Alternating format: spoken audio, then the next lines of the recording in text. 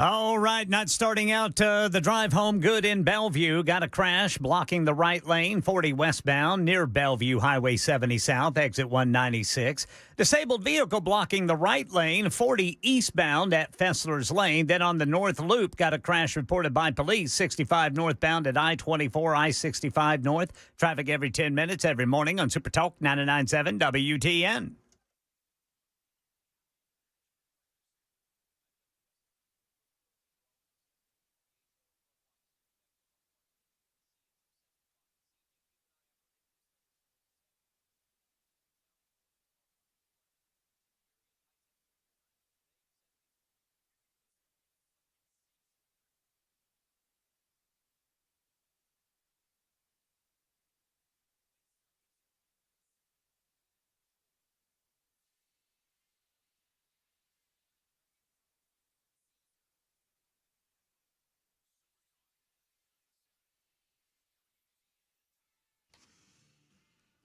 What's going on, everybody? How is your afternoon going so far? My name is Matt Murphy. For those unfamiliar, this is the Matt Murphy Radio Show, underway for another day. This Thursday, I feel like, are you anybody watching on Talk TV right now? I feel like I'm about to fall out. I just turned on the little strobe light or the little underneath lighting system that we have in here because apparently it's been off all day, and we either have breaking news or I'm about to have a seizure.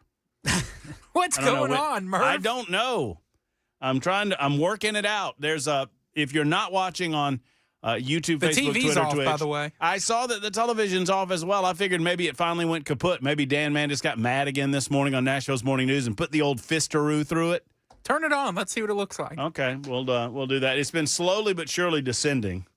Mainly because me and you keep messing with it. You keep poking it. I do not poke it. That's not true, Jackson. Hey, Ken, what's going on? Looks like there's a disco ball might be coming down from the ceiling there. Staying alive, staying alive. Burn, baby, burn. Yep, that's what we're talking about. Burn, baby, burn. Burn the mother down. I don't, So anyway, you're invited to come on over and see the shenanigans at Super Talk 99.7 WTN TV. That's YouTube, Facebook, Twitter, Twitch. That's all I got right now there, Jackson. Please change the lights. It's hurting my eyes. Yeah, I can probably do a little. You're gonna fall over? I might. You're gonna fall over, tongue fall out of your mouth, start drooling? Man, I'm not feeling so. You know, I should figure out this feature. I should save this feature for when we have breaking, because we have the breaking news audio, so this would be like the breaking news. And there's the video component. Or if we have big breaking news. Oh, see, that's the good. That's what I love. That's what I love to hear. Ladies and gentlemen, boys and girls. Let's try this. That's so much better. It's still flashing a little bit. Yeah, I'm getting it smoother. So if you're not watching on television, we apologize for that visual.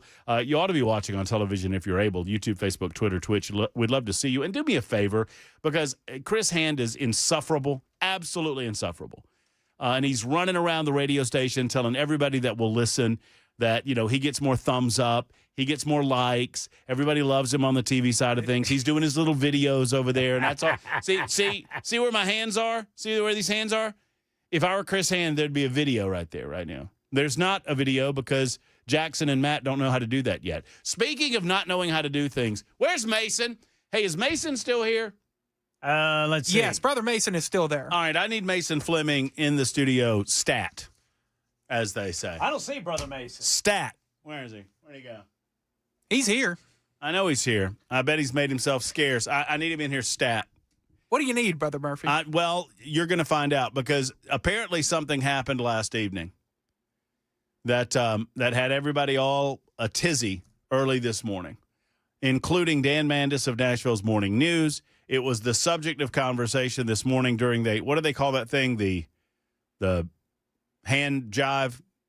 The hand jive? Oh, no, it's the crisscross handoff. Hey, Mason, go in the studio. Go in the studio. Or I come don't know why I turned my mic on to say that. Well, no, it's good you did. So apparently, I don't think you know this. Probably not. All right, so for those that just listen on radio, and we appreciate your indulgence right here and right now, we appreciate you listening on 99.7 FM. Maybe you're taking us with the app, going wherever you go, we go on your smartphone technology, whether it's TuneIn or iHeart or Spotify. Of course, we have our own app. We invite you to download our app, and you can take this radio station wherever you are on the go. Super Talk 99.7 WTN. That's all audio side, right? That's the entire audio platform. Then you've got the video platform that we love. That's YouTube, Facebook, Twitter, Twitch, and Rumble. And you can find us, for the most part, by dialing up Supertalk 99.7 WTN. I think Rumble is a little bit different, but you can find it. Just hit WTN, and you should be able to find it. And so our producers, and let me just say a word of love for our producers. Oh, this is coming back on me, isn't it? Our producers, whether it's Mason Fleming or Bell K or that fella in the morning, I don't know who he is. Cheyenne Rutherford. I mean, Dan keeps running him off, boy. I mean, he's can't hold on to him. Cycling through him. I'm telling y'all thought I was kidding when I said that it wasn't Joan that broke the TV. It was Dan Manis. Y'all think I'm joking. Dan is this nice, unassuming fellow when he's on the radio. That microphone goes off. Monster. Absolute. I've seen it. I've seen him. I've never seen him throw so many staplers. It was That's wild. why he has so many. Yeah. Stapler after stapler after stapler. There's a reason there's a border between us and the host here. I tell you what, we're lucky we have. I mean, that's shatterproof glass, and you know why I know? I've seen him try. Yeah, it's crazy. Anyway, Sam, I guess the producers, y'all are doing so much. You're screening telephone calls for those that take them. I'm one of the. Well, I guess Hand takes them. Hand takes them. All day. Amanda every so often. Phone Chad calls. not so much, but to each their own.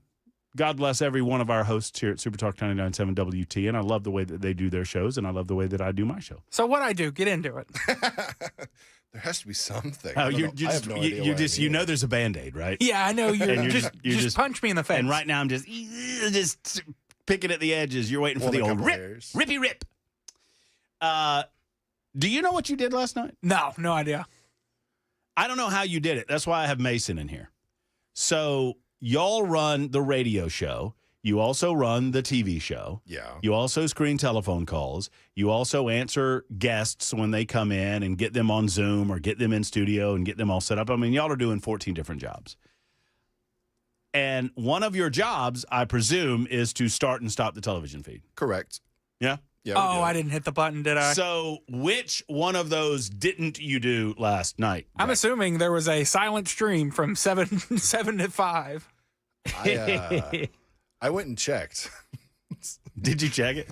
There's a 12-hour. Let me clarify. There's an 11-hour, 54-minute, and 13-second stream for the Matt Murphy show. And it's just the We'll Be Back slide? It's just the We'll Be Back, right back slide. Huh. Well, no, there's 3 hours of content in there. Only 3. You missed one? Well, so the stream crashed halfway through the 3 o'clock hour yesterday. That's fair. And you didn't tell me. Good for you. Don't tell me. Yeah, never tell me. Bad things go happen. I just saw it was off and I turned it back on. I was frustrated because I happened to hit YouTube last night and I saw, oh my goodness, I thought it was my screw up because I titled the show, This is Clickbait. And there were only like 300 people that were viewers. And I was like, okay, well, that probably screwed up the algorithm because I announced it was clickbait in a joking fashion. But no, it wasn't me that screwed up the algorithm. It was you because the show was only 18 minutes long or whatever. And then there was another show that was also clickbait that was at that point, I'm like, why? I didn't understand it last night. But I'd had a gummy, so I didn't want to get too deep into it. Melatonin gummies. Mentally speaking, yeah, that's what we'll call them. Melatonin gummies, sure. Yeah. And Goomies. That's Goobers. Goomies. You're right. I said it wrong.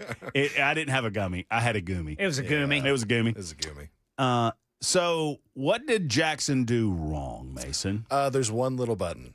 One little button that you had to press on our upper computer in there, and it is the stop the live button. Mm-hmm. I guess you missed it. I definitely went to click it. You obviously went to the Be Right Back screen, and that ended fine. But the after effect, I guess, didn't go because if you want to watch silence for 10 hours, or I guess minus 4 hours, so 9 hours, 8 hours. I just, it's the definition of the joke. How do you keep an idiot in suspense? Tell me we'll be right back. We'll be right back. Yeah. So, all right. Well, Mason, would you help him out in there? Yeah, I'll make sure tonight's all good. How did the podcast go today? Oh, well. Was it mostly peaceful? Yeah. Okay. They got a little heated on some stuff. They got heated? Yeah. Mandus and Hand? They were not against each other, just on topics. Oh, okay. Check it out Saturday Have you morning, had a little disagreement yet between the two of them? Not that I know of. It's always been against something outside. Nothing against each other. I want to encourage you because I'm a chaos man. Of course, yeah. I want to privately, because no one else is listening to this, Yeah, I just want to encourage you to encourage some sort of verbal little bit of chaos. Altercation. Yeah, altercation, Just spat. saying, Chris, I heard that Dan said this about Exactly right. That's what I'm saying. That's Heard what I'm Dan saying. said he wants to throw a stapler at you. Right. you. Well, he knows that. That's obvious. That's known. I mean, Dan said he loves the Statue of Liberty, Chris. That's what I heard. Hot Dan take. said he was leaning towards open borders. I think. Right. He's kind of like this Gavin Newsom guy. He's starting to make a lot of sense to me. He's a getting some California ideas. guy. He's got some good points. I mean, I think he's a solid speaker. Dan comes in and he goes, I have some ideas for the podcast. I was watching somebody else. It's like, oh, whose podcast are you watching, Dan? Gavin Newsom. Gavin Newsom podcast. He's got that. I think you should do your hair like him. Anyway. Well, thank you. Thank you, Mason, for doing what you do to keep the stream up and running. And all of the Mason is just our video guru. I'm trying. Jackson, any questions for Mason before we tell him goodbye? No, I'm just a village idiot. Let's move on. What's the title of the old stream today? I promised Trump and Putin that I won't mess up the stream today. Is it I promise or did you say Jackson promise? I said my name. Okay, so Jackson promises just as it is written, so people can go get to it. Jackson promises Trump and Putin not to mess up the stream today. There you go. I was going to say you should make this the title for tomorrow, but knowing the track record we just set, that this will probably be going on tomorrow as well. Yeah, I imagine it will. I'm going to leave the stream up on purpose now. 24-hour stream? 24-hour Matt Murphy stream. I just wish that I was a fly on the wall in the Mandus household because I know how Dan is. Yeah. And, you know, he's getting up at 11:45 or midnight or whatever ungodly time that he actually wakes up. And he goes down to his office and he's getting ready to do audio or whatever he's doing and do some research on stories. And he sees the streams up. And I want to believe that freaked him out momentarily, that like he thought he was supposed to be on the radio. We're on. I just want to believe that. Getting some text from other producers that we work with here, Mr. Sam Rutherford. Tell them it threw him for a loop that it was still running. So Sam was very surprised. There were 10 people watching this morning when Dan woke up at 1 a.m. All right. Hey, appreciate y'all. Hand is accusing me of making Jackson leave it on to attempt to milk views. That's fine. I mean, would that? Hold on a second. I wish I knew enough about this to know if that works. Does that work? Yes. Does that work? Yeah. Yeah. Yeah. People are constantly tuning in and out. Wow. Why don't we do that then? That would be good. I think it might screw up our TSL would go to the toilet. Yeah, and Most you're people don't probably know what the that only one who means. can get away with it because you're the only evening show. Jason says you can only live stream on YouTube for 11 hours and 59 seconds, then it automatically kicks you off. Jason probably knows that because he watched the show last night for 11 hours and 59 seconds. He was waiting for you to come back, waiting for you to finish that final point. Yeah, waiting on my promise. Mandus and Joan thought it was a good idea to leave the stream up. They actually said, why wouldn't we? I'm surprised I didn't get an email about this. Well, you would. I think you wouldn't because it would piss people off at some point. You would just start annoying your listeners, right? Yeah, if they're like, oh, they're not going to say anything. But then for the one chance, you have somebody that's willing to be here till midnight. They throw up a random clip of you talking. Oh, man, just like a 20-second. Yeah, no one will know that. Like one of those creepypasta internet things. Yeah. You know, where 20 seconds I come I come on stream and then like a Max Headroom head and and run away. I could create AI Matt Murphy that just talks after Matt's done. Isn't that what I'm doing right now? You never know. All right. Thank you, Mason, for Happy to help. cleaning that up. Thank you, Jackson, for screwing the show up. Appreciate you. You're welcome, bud. Thanks for the free listens. In terms of actual content of the show, it's episode 864. We thank you for being here on this Thursday, August 14.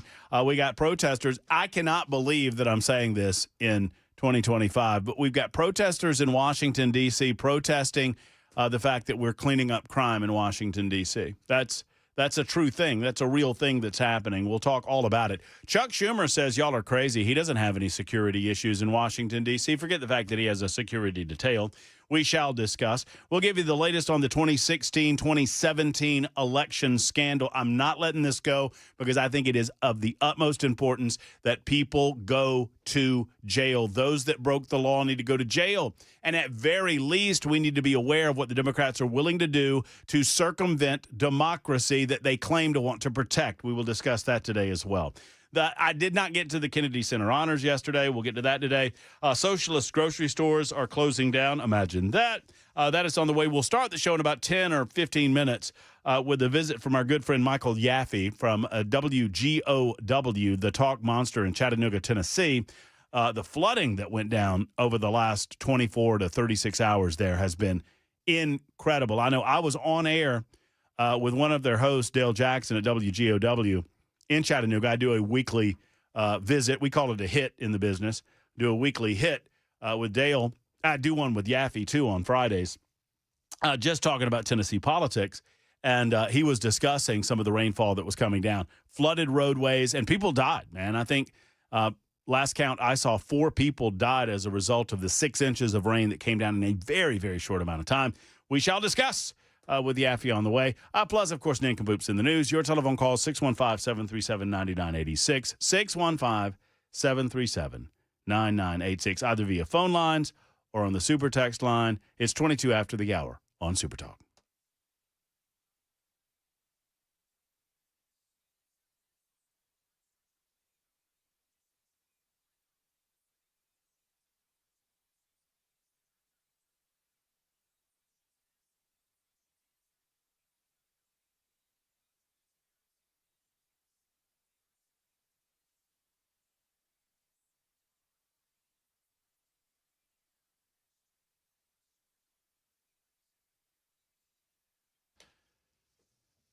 Friends, if you have computer issues, you know who I should get you to call, Jackson.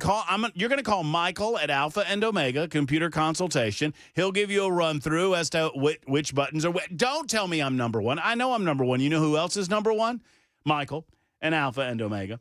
Alpha and Omega have been around for a while, right? So when they first started in the computer industry and computer consultation, it was back in, 1997?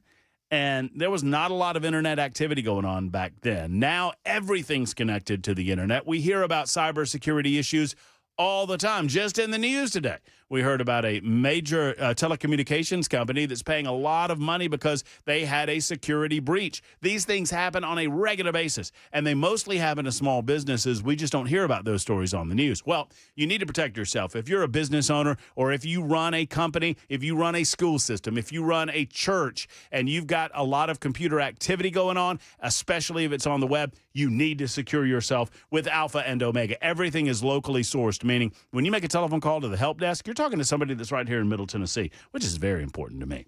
All right, so give them a call today at 615-784-0096, 784-0096, or A&O.net. That's A&O.net.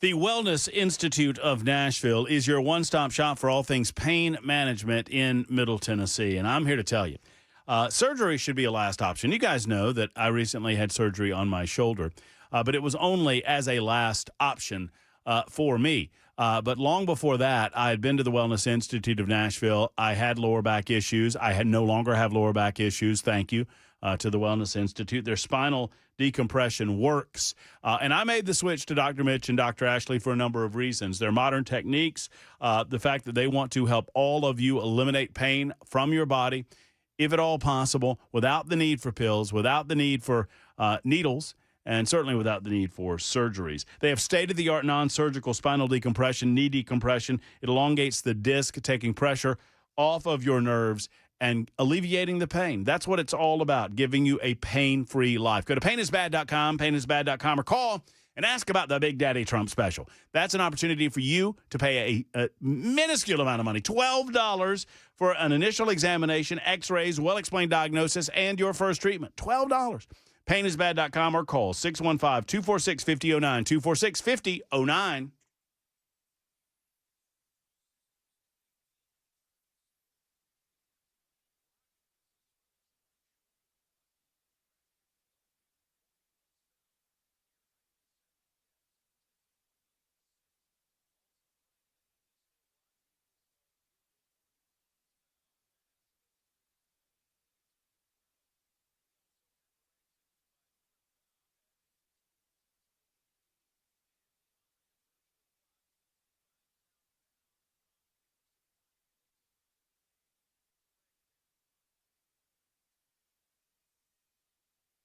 Police investigation into who vandalized at least 9 grave sites at an historic cemetery in Murfreesboro. We'll tell you about it at 3:30 on Super Talk 99.7 WTN.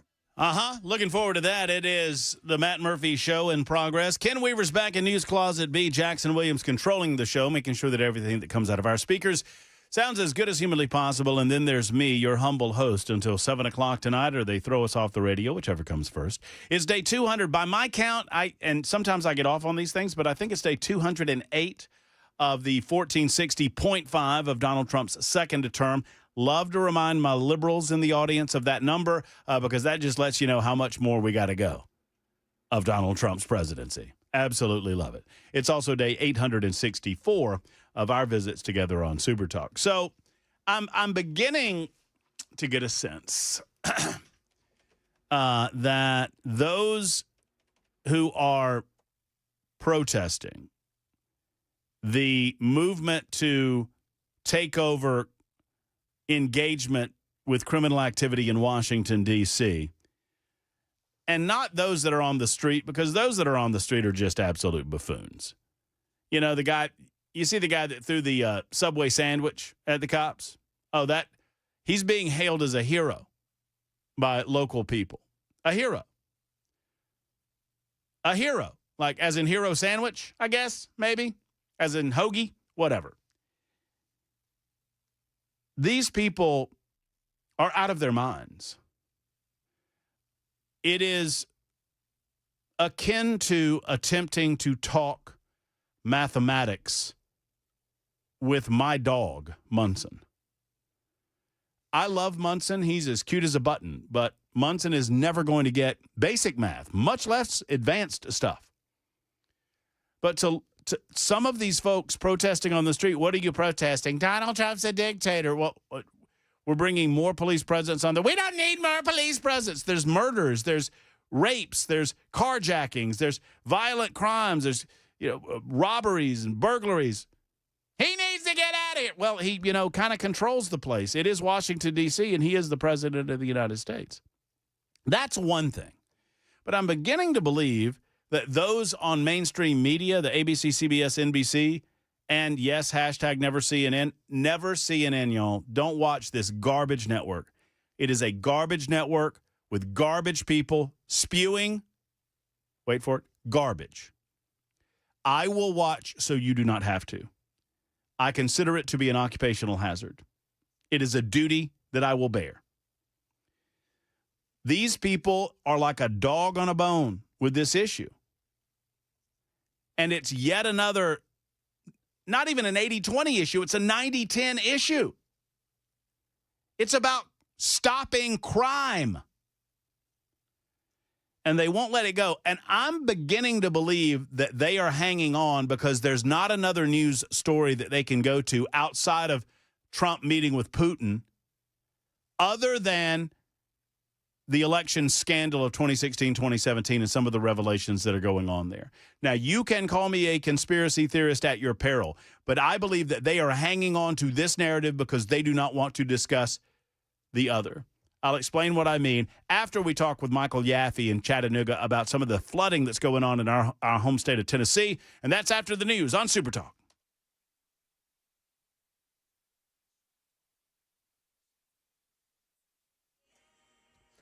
I'm Ken Weaver with your top stories. Got the full forecast and traffic in 5 minutes. Right now in Middle Tennessee, Murfreesboro police investigating vandalism at an historic cemetery. 9 grave sites belonging to the family of a Revolutionary War captain. About $50,000 worth of damage, according to officials with the Captain William Lytle Family Cemetery. Tennessee Sons of the American Revolution Stones River chapter discovered the damage. They're saddened by what they call a senseless act. Especially with a patriot, and especially when we're getting ready to honor America 250th, that something like this will happen. But we're determined we're going to make it right, get it right, and be ready to celebrate his life, his accomplishments, and everything that all of our patriots did. Captain William Lytle, who News 2 says still has relatives in Rutherford County, donated 60 acres of land in 1813, which would later become Murfreesboro.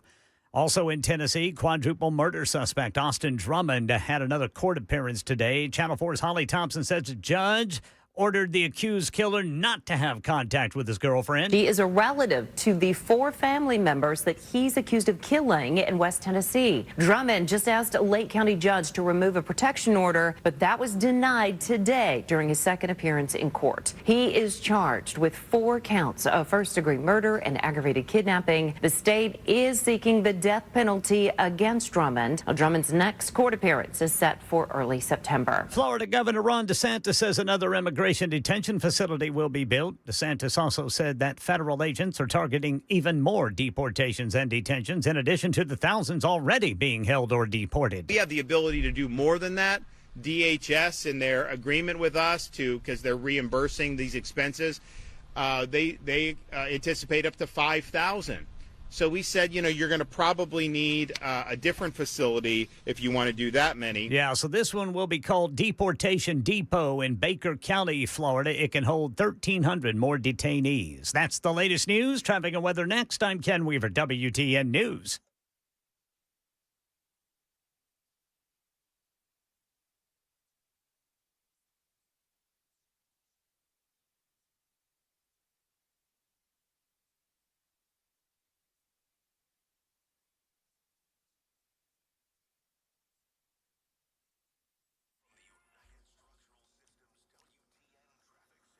Bellevue got a crash blocking the right shoulder 40 westbound near exit 196. Over on the south side, looks like a disabled vehicle still blocking the right lane of 40 eastbound just past Fessler's Lane. On the north loop, police say there's a crash 65 northbound at exit 86AB. And in Madison, a crash on-ramp partially blocked 65 southbound from Dickerson Pike. Traffic every 10 minutes every morning on Super Talk 99.7 WTN.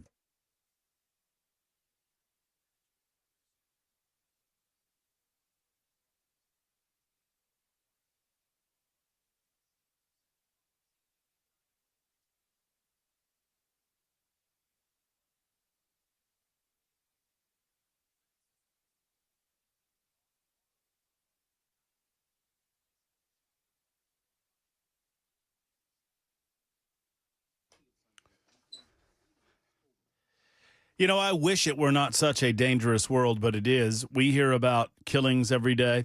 We hear about shootings every day. We hear about workplace violence on a regular basis. And oftentimes these are in faraway places, and sometimes they're a little bit closer to home. Hope is not a plan when it comes to your strategy in the very unlikely event that something were to happen to you. But I know what is a plan, and that is Defend Systems. Brink Fiddler and his team, They have a plan of action for you. And he's assembled an incredible team of experts that can come into your business, your facility of any sort, really. If you manage a place where people gather, that's what I like to say. So if it's a business, obviously, if it's a school, if it is a production facility of any sort, if it is a church, they can assist you at your direction in instructing your employees or your churchgoers or your, the teachers in a school system what to do in the unlikely events that workplace violence happens, that a shooter happens, emergency and intruder action plan, security improvement consultation, rapid response medical, all customized to your facility. I've been through this training on multiple occasions, not just at Cumulus Media, but at other facilities. I've also been through the TECC training that Brink offers on occasion as well. This is training that you need in your life. Call today at 615-236-6484, 236-6484, or online at defensesystems.com.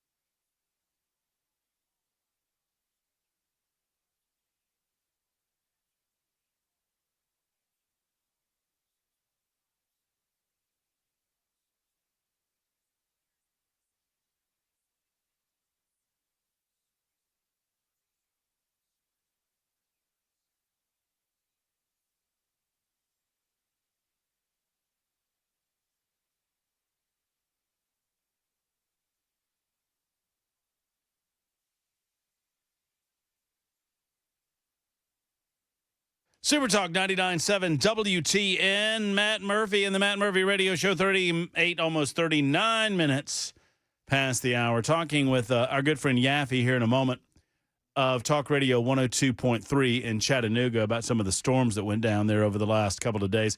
Ken, while we get him on the line, are you back there? I'm here, Brother Murphy. What is the, I hear that there's a possibility of flooding here. Are we expecting some downpours and whatnot, or what's the deal there? Today? I thought I heard that there was like a flood watch. I thought I heard a weather person say that. I haven't seen anything about it. Yeah, I don't see anything like that now, unless that maybe later this weekend. Yeah, I might have misheard. I do that often. When I listen with one ear, especially when it's my bad ear, I mishear things. Yeah, but, I got a bad ear too. Well, what's the weather later on, Ken? Because I'll be out of doors for a little concert. Oh, tonight? Yes. Yeah, let's look here, Brother Murphy. It's going to be partly cloudy, a low around a 73. However, a low of 73? Oh, that's a great. low of 73. Now, I don't know exactly what time it will be 73 degrees. You want me to tell you what the feels like temperature is right now, according to the National Weather Service? It's pretty humid, isn't it? Yeah, humid. 59%. Okay. But the real temperature is only 87. Okay, well, that means that it's 87 and it'll feel sticky. Yes, sir. Feels sticky. Well, that's maybe that maybe good news. Ray says, you just made me puke, Matt. Man, you sound like some of my girlfriends in college. What? Why did I make you puke? 8124 says that the weather guy is saying that there's a flood watch today. Really? And that's what I thought I heard, Ken. The weather guy that, our weather guy, whatever his name is, God love him. I can't remember. But from the morning? No, a minute ago, the weather guy. Stefano DiPietro. Is that who's doing it right now, Stefano? I trust that's the only weather. There's Dan Thomas. Well, I mean, he does our weather sometimes. I say weather guy, Ken, because I can't pronounce Stefano's name. Stefano DiPietro. Golly, it's like a party in your mouth, and everyone's invited. Say it again. Stefano DiPietro. Hear that? Oh my goodness gracious! It's like you're talking to me sexy. Stefano DiPietro. DiPietro. There you go, brother. I think I've got it. Now, we got a 40% chance of some showers and thunderstorms today, Brother Murphy, but like right now, I'm looking at the National Weather Service map. Maybe when Stefano sent that over, I mean, in the interest of full disclosures, they don't do each of those live. They send them over, and maybe when he was sending that over. The flood watch might have changed. Flood watch until 7 p.m., boys. That's according to 2407. And who doesn't trust 2407? I mean, I do. Okay. Well, that must be. That's a watch, though. Yeah, that must be getting by the National Weather Service because, according to the National Weather Service, we are not under any type of watch. Okay. But I'm not saying it can't happen. You know what I say about it? What's that? I'm with you, fellows. I'm with you, boys. Fellers. Yeah, I'm with you, fellers. There was some really bad weather over the last 36 hours down south of us in Chattanooga. And to speak on that, our good friend Yaffe from Talk Radio 102.3 joins us on the Murphy Show hotline to discuss. It was literally a deadly event. Yaffe, good to be on with you. Thank you for being on with us. How's it going, brother? Good. I think it's the first time I've ever been on with you in Nashville. Well, I mean, I don't like talent to be on this show. No, okay, I'll take it as a compliment. So that's exactly right. Is that why you have Dale Jackson on all the time? Oh, negative. No. Jackson's got too good of a voice. No, if you can hear Yaffe live, if you're down Chattanooga way, he's on from 1 until 3 Eastern time. You gotta figure that out because chat is Eastern time over there. But that's noon to 2 Middle Tennessee time on our brother station, Talk Radio 102.3. So tell me about some of these storms. I mean, I don't suppose that this was anticipated that it would come down this hard, this heavy, but it was a deadly storm, right? Oh, yeah. Well, you talk about unanticipated. This is the worst rain event, the second worst rain event since 1879. So that gives you an idea of how rare it is for over 6 inches of rain to come down. And this was within 2 hours. So that definitely played a role. Apparently the worst rain event since 1879 happened in 2011 here, but that was done because of a tropical storm or a remnant of a tropical storm. So this wasn't a tropical storm or anything. It was just a random rain event, and it flooded part of the interstate, which a lot of people around here are not happy about, as you can imagine. So, I mean, what was the obviously with that amount of rain in that amount of time, I guess that there's precious little that could be done to prevent the flooding of the interstates. But what are officials down there saying? That it's just one of those things that happens every 100 years? That, for the most part, you get a lot of we're investigating kind of stuff. Well, we're investigating. Right. But the thing that's got a lot of people talking in this area is the part where you see, I'm sure you've seen the videos, the pictures. Yes. You have the one EPB guy who rescued a woman out of a car. Amazing story there. But that's on Interstate 24, and it's an area of I-24 that's currently under construction. It's been a huge project. Mm-hmm. So a lot of people are wondering if the construction played a role in some way, and it could in a couple different ways. When you have ongoing construction, you have nets over the drains, debris builds up, but you also, you dig out a ton of land to build more road, to build more walls, and people are wondering, okay, now that land's not there, did that used to kind of filter out the water, and that's not there? So are we going to expect this or see this again with the way the road is? So that's why a lot of people are concerned. Not really I'm not a civil engineer, so I really can't answer. But I've had a bunch of people tell my show that they feel like this construction played a direct role, at least in that area. Well, we always hear during flooding events, turn around, don't drown. And it appears that at least one person did not get that message because last I heard, Yaffe, 4 people have died as a result of the flooding. Yes. Yeah, 3 people died when it happened. 1 was found later. So one person was actually missing, got caught up in the water, and then was found later deceased. Yes. Oh, man. I mean, you hate to hear that. And that's in that if I'm not mistaken, and I haven't been down for, several months in that in that neck of the woods, but for those a little more familiar, that's that real janky portion of the interstate, right? Where, there's a portion of the interstate, and I don't know what anybody could do about it at this stage because it's just one of those things where it's almost a 90-degree turn on the interstate getting down into Chattanooga proper. Am I placing this right where some of this flooding happened? I believe so. I mean, you might. There was definitely some flooding because you have the I-75, I-24 kind of interchange, and anyone who's driven through, and that's probably what I'm thinking of. Yeah. Yeah, and anyone who's driven through, you're just like stuck in traffic. I mean, it's a big nightmare. Right. But there's also, before you get there, you're kind of on 24, and you're going through.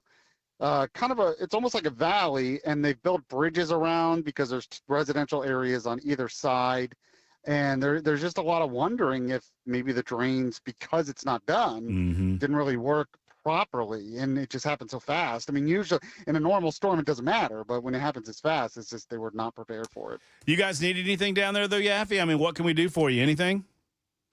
I mean, outside of prayers, not a whole lot.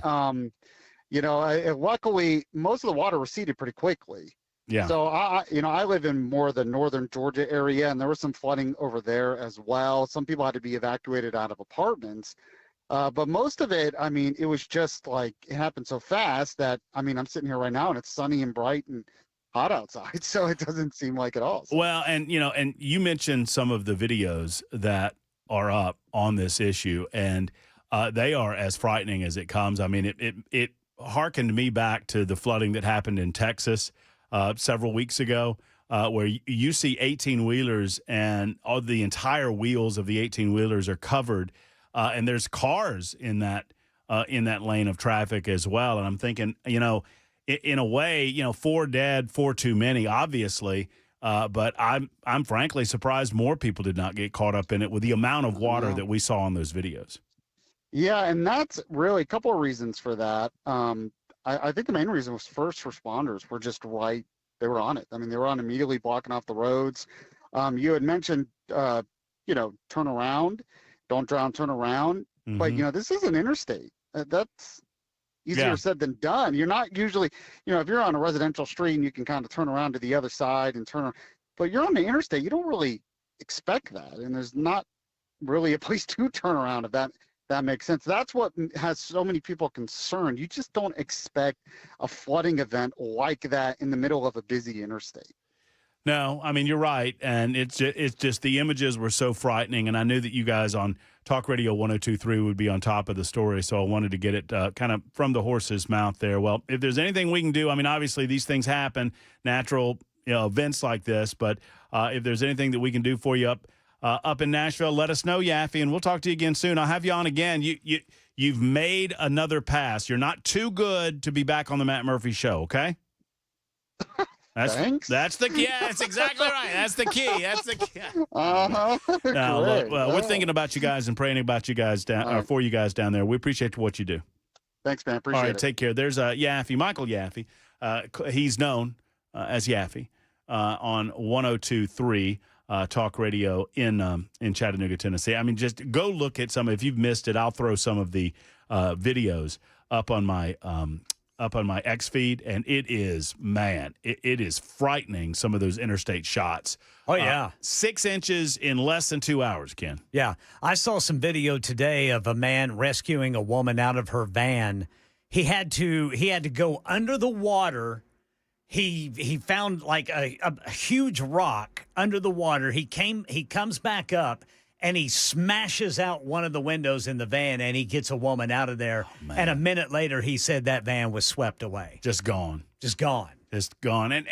And look, I know we say it often enough that it people kind of roll their eyes to it, turn around, don't drown, and, don't trust that you can get your vehicle through water like that, because water, when it gets on that roadway, you have no idea how deep it is. No idea how deep it is. Number two, it can look relatively still on the top of the water, and it can be moving at a rapid pace right underneath the surface. And if that's the case, that water can move your car. I'm telling you, it will lift that car and it will move that car. And before you know it, you're in a situation that you just can't get yourself out of. Right. Dangerous. And it's like you said, you don't know what's under that water. I mean, a tree could be flowing underneath that water, and you get hooked up in that, and you're gone. And you're toast.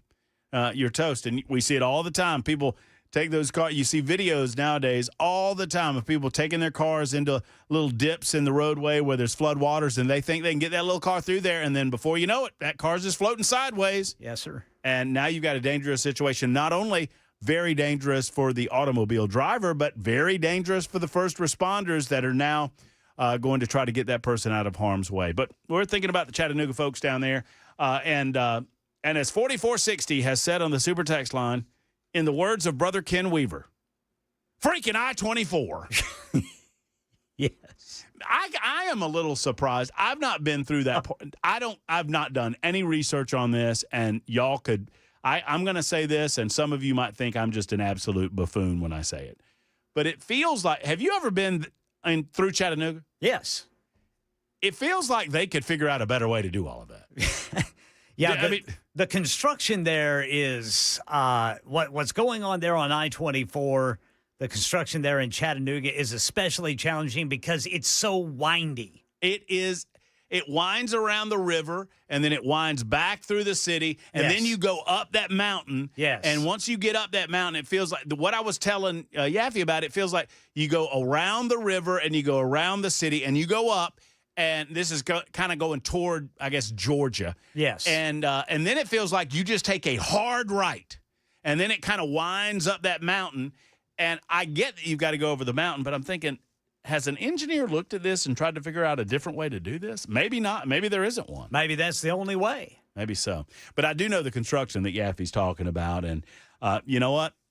When they do that construction, and I get it, there's going to be questions about, well, were you blocking off drains to prevent debris from going in drains while the construction was going on? Anybody that's been in a new neighborhood that's being constructed, they already have the culverts and the drains installed, and they've got the road there, but they put those big bags or those elongated bags in front of the drains to prevent debris from getting in the drains before they're fully operational.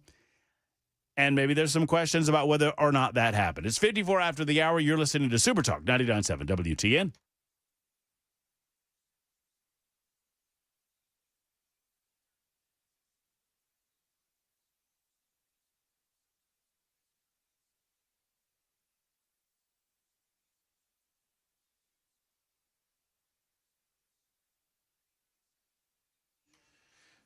Hi, friends. Matt Murphy for Genesis Diamonds. You know, Genesis Diamonds, they go all over planet Earth to get the best diamonds around. They do it themselves. They don't depend on a middleman to do it for them.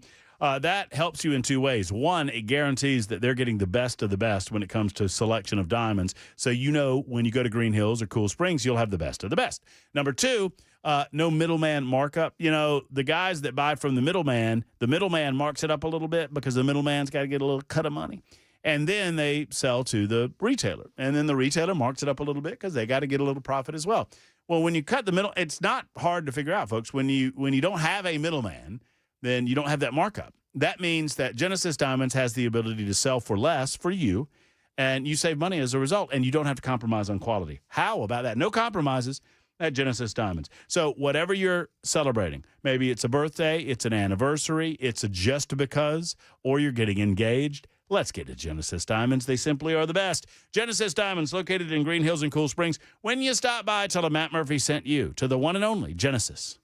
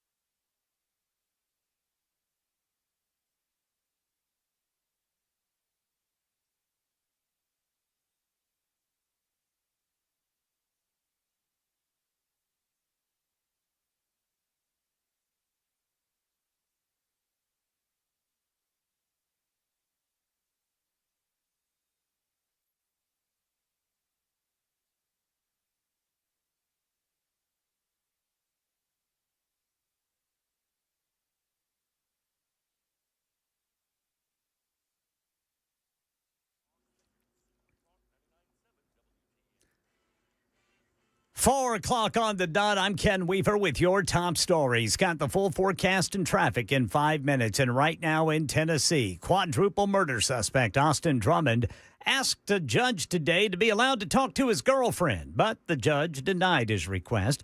Channel 4's Lauren Lowry says Drummond's girlfriend is a relative of the 4 people he's accused of murdering. Since this case has come about, we've learned Drummond's girlfriend was a correctional officer in a prison he served time in. The TBI was asked if she was involved in any way in this case. Agents say they're looking into anyone that could have been a help to him. Also in court were 2 of the 3 people charged for allegedly helping Drummond while he was on the run. One of the suspects got their bond lowered. The other asked for a bond reduction. The judge said he would look at that as his next court date, at the next one. Now, Austin Drummond will be back in court in Lake County in a couple of weeks for a preliminary hearing. We could hear some testimony then. But for now, the case is being continued. California Governor Gavin Newsom announcing he's moving forward with putting proposed new congressional maps for California on the ballot on a November 4th special election. The governor said the move is in reaction to mid-decade redistricting being pushed by Republicans in Texas. It is really important to note that in California, the maps are already drawn in favor of Democrats. Republicans only hold 9 of the 52 seats that California has in its congressional delegation. And NBC News was the first to report today that Washington, D.C. police will increase cooperation with ICE. An order issued by Chief Pamela Smith on Friday allows Washington, D.C. police officers to notify ICE about individuals they encounter during traffic stops, even if those individuals have not been detained or charged for a crime. However, it does not allow D.C. cops to investigate someone's citizenship status. And Florida Governor Ron DeSantis says another immigration detention facility will be built in his state. We are authorizing and will be soon opening this new illegal immigration detention, processing, and deportation facility here in North Florida. We are calling this the Deportation Depot. He says the Deportation Depot there in Baker County can hold 1,300 more detainees. By the way, here in Tennessee, officials in the town of Mason voted this week to approve agreements to turn a former prison into an immigration detention facility operated by private company Core Civic. Core Civic claims it'll create nearly 240 new jobs, and they're currently taking applications for detention officers to be paid $26.50 per hour. That's the latest news. Traffic and weather next. I'm Ken Weaver, WTN News.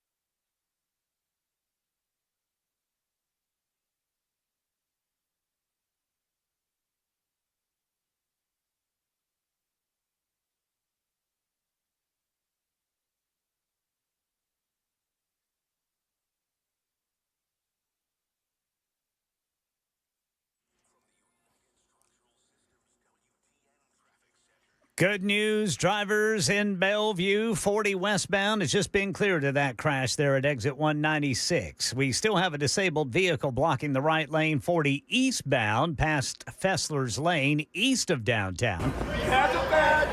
Traffic every 10 minutes every morning on Super Talk 99.7 WTN.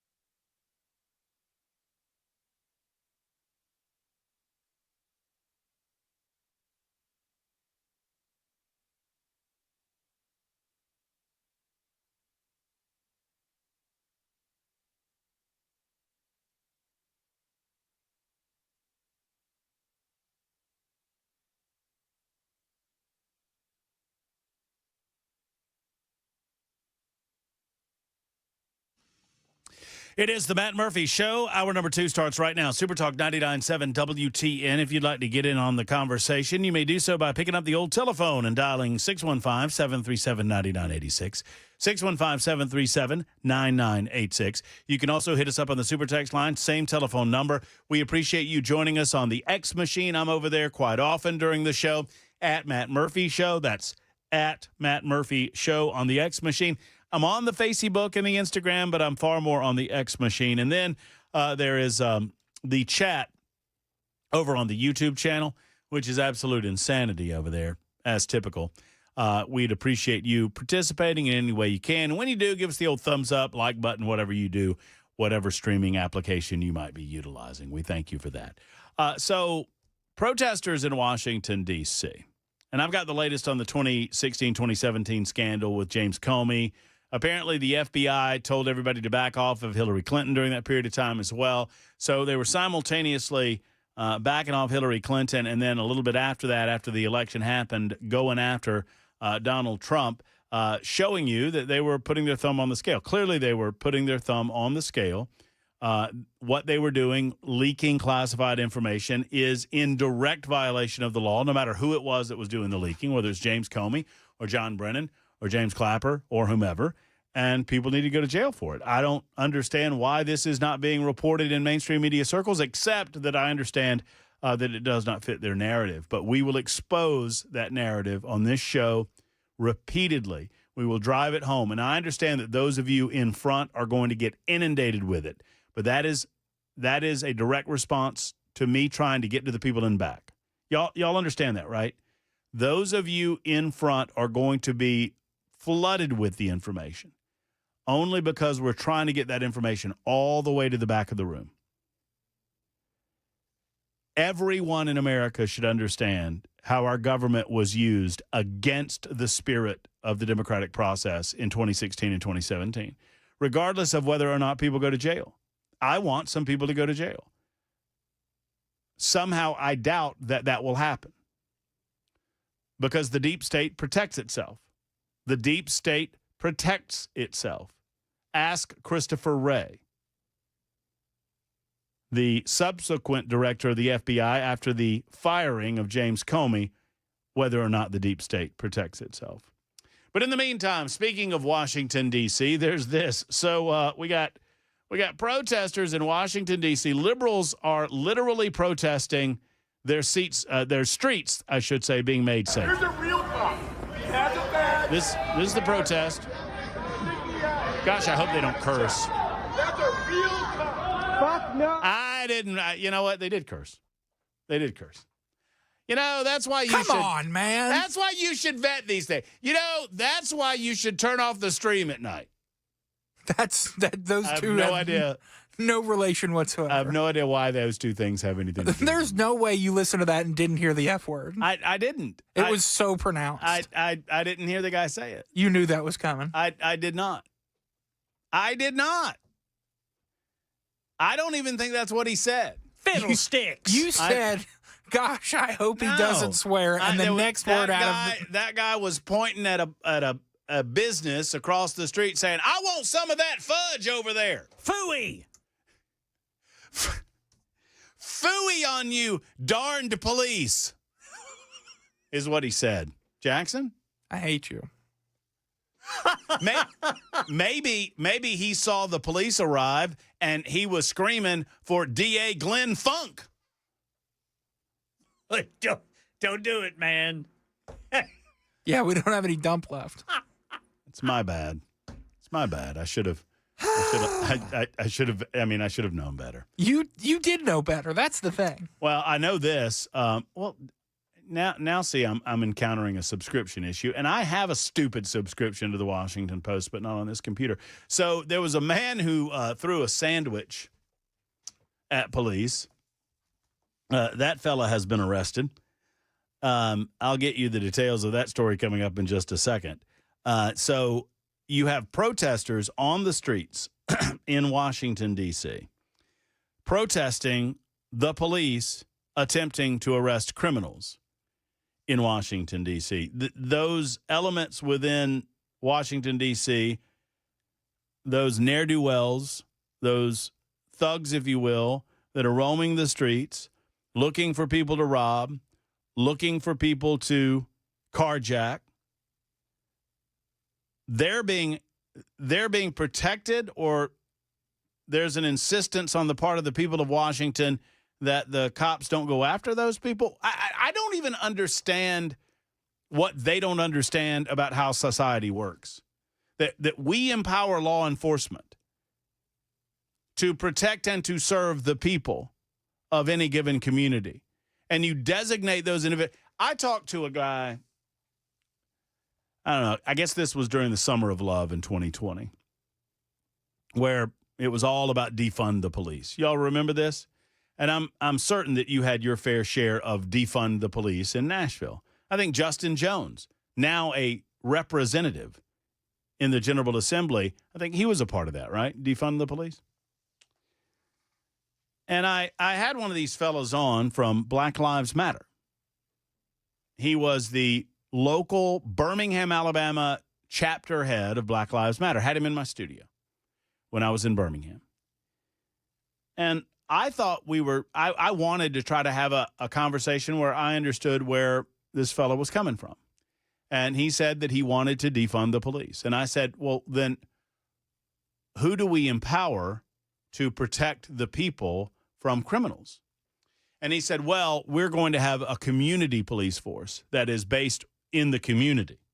So we're going to have community members that come out and make sure that our streets are safe, as opposed to, the thugs that are wearing the badge and the thugs that are in blue. And I said, okay. All right, so we're not going to have a police force anymore, but we're going to have a network of neighborhood community action. And he said, yes, that's what we're going to do. And I said, and I'm not making this story up, I know it's going to sound like I am. I said, well, how do we know who those people are? And he said, what do you mean? And I said, well, if we don't have any police anymore and you have a network of neighborhood community members that we're going to empower to, keep our streets safer, from the thugs and the criminals and all of that, how do we know who those people are? And he said, well, we can designate them with clothing or with identification. And I said, you mean like a badge? We could give them a badge, and we could give them some training and a uniform and a car with some, a designation on it. I was like, you're making no sense. You want to defund the police to recreate the police? I mean, you either have designated individuals within a community that are dedicated to the purpose of keeping law and order, or you don't have law and order. Well, our president, and I understand that many in the country just hate everything he does. It's a knee-jerk reaction. It's like that little rubber mallet that the doctor used to pop on your knee, and your knee flies forward. You know what I'm talking about? Why are you looking at me that way? You know what I'm talking about. Yeah, a little rubber mallet. You, bing, hit the knee, and the little knee goes, boop. Anything that Donald Trump does, there's a certain segment of the American population they're going to be against. Well, he recognized, as do many others, Democrats and Republicans alike, that in Washington, D.C., they don't have the law and order that they deserve. They don't have safe city streets. And so he said, I think we can do better. And I happen to have an avenue by which I have the authority to do better. And immediately the people have turned against him. So there was a man yesterday arrested in Washington, D.C. Now, this has been, 3 days going on now, and by all accounts, it's going very well, as you have a variety of different agencies coming together to put a forward-facing force on the streets of Washington, D.C., as an example of what our other major cities can do. And I'm going to get to that in a moment, because some of my colleagues in talk radio, they're saying, oh, we need to do this in other cities. On what authority? I do not believe that that is the answer here. I do not believe that the answer is to bring federal troops to the streets of Nashville, Tennessee, or to bring the federal government, to federalize the National Guard in Tennessee or California or wherever.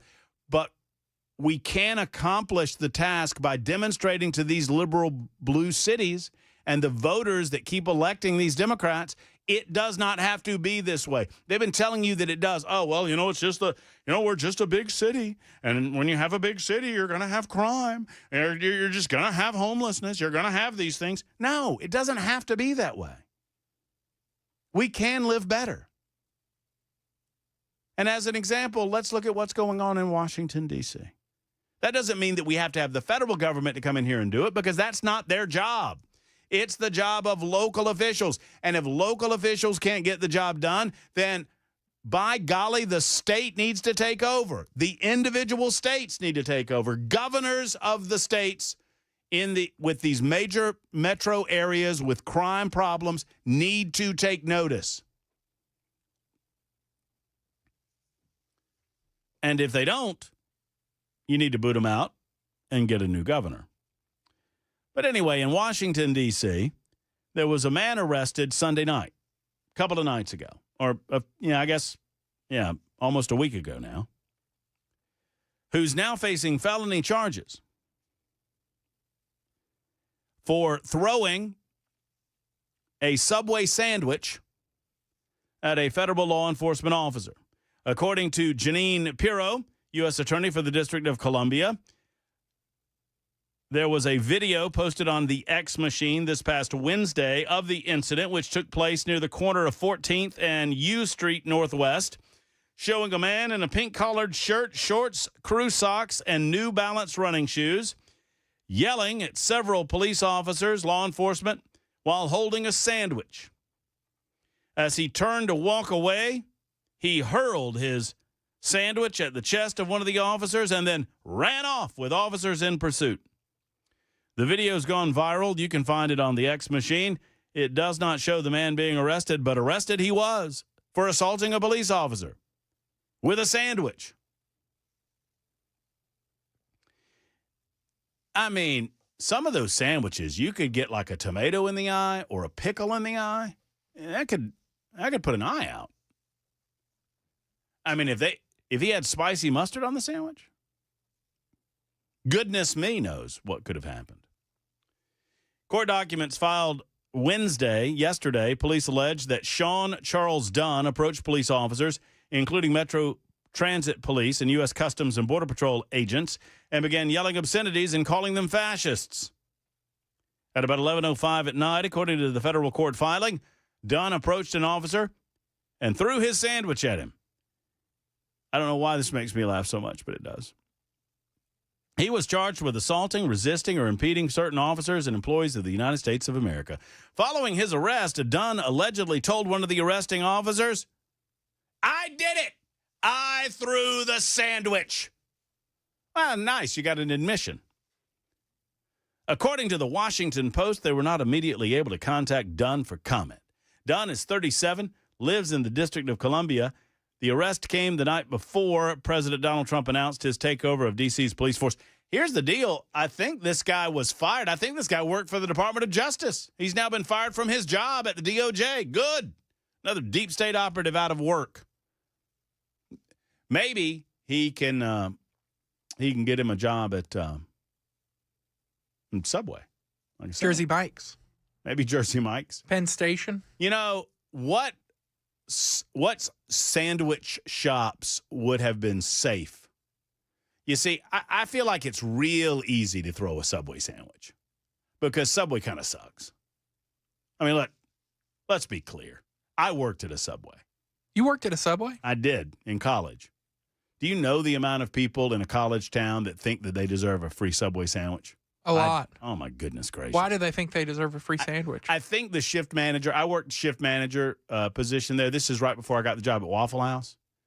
And I was working like late shift at Subway. I closed the place down at like 11 o'clock at night. And college kids would come in at like 10 o'clock at night and say, hey, man, I know you got to clean up. What about a free sandwich? I'm like, what do you mean? What about give me $4 and I'll give you a sandwich? I think the guy that worked there before me did that. And they were trained like rats, you know, to come to the shop late at night expecting food. So you weren't the cool manager.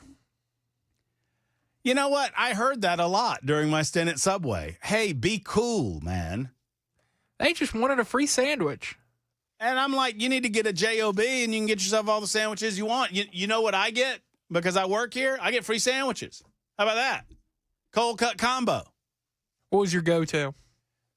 Let me tell you, I loved the seafood and crab. They called it seafood and crab when I first started working there. I don't know that they even sell it anymore. No, keep going. Well, they called it seafood and crab, and then someone sued Subway because they're calling it seafood and crab, and it did not have real crab meat in it. It had imitation crab meat, which for my money is better than real crab to begin with. I love that imitation crab meat you get at the grocery store. So I would put white bread, layer of mayo, cheese, seafood and crab, or seafood sensation is what they renamed it. Lettuce, pickles, black olives, onions, a splash of spicy mayo, or mustard rather, and then, oh my goodness gracious. I don't know if I can continue. It's so good. You ordered seafood from Subway. It's not real seafood, Jackson. I don't care. What are you ordering from Subway? I'm ordering a normal sandwich, a club sandwich, a BLT. Uh-huh. Do they still have the cold cut combo, which is made out of lips? I have not been to Subway in years. So what are you even talking about? I'm not ordering seafood from there. Well, I'm not ordering anything from Subway because I'm not going to Subway because I would go to Jersey Mike's way or Penn before Station. Subway. Or what? Penn Station. What is that? Is that local? You've never been to Penn Station? Mm-mm. It's a chain, but it's like Jersey Mike's, but they have French fries. You know what? Well, come on. What are we even doing? If I'm going to order fries, now I'm going to a burger joint, and we're back to the burger conversation from yesterday. It's 24 after the hour on Super Talk.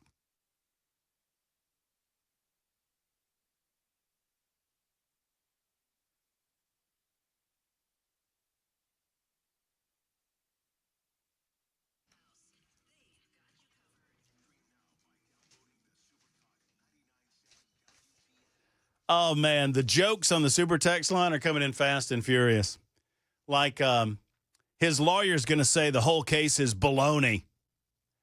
Hey-oh! Send them in, 615-737-9986, while I tell you about Premier Generators. Premier Generators is your number one shop in Tennessee for Generac generators. Let me say that again. They are local to this community. They are number one in the state of Tennessee, and we absolutely love having Premier Generators on the Matt Murphy Show. Now, you might be asking why a homeowner should consider having a backup generator in this state, in this community, in Middle Tennessee. Well, I think the answers are obvious, but here's the deal. When the power goes out, everything changes, right? Your comfort, but also your safety, your peace of mind. A generator keeps your home up and running. If the wind blows hard and the lights go out, what do?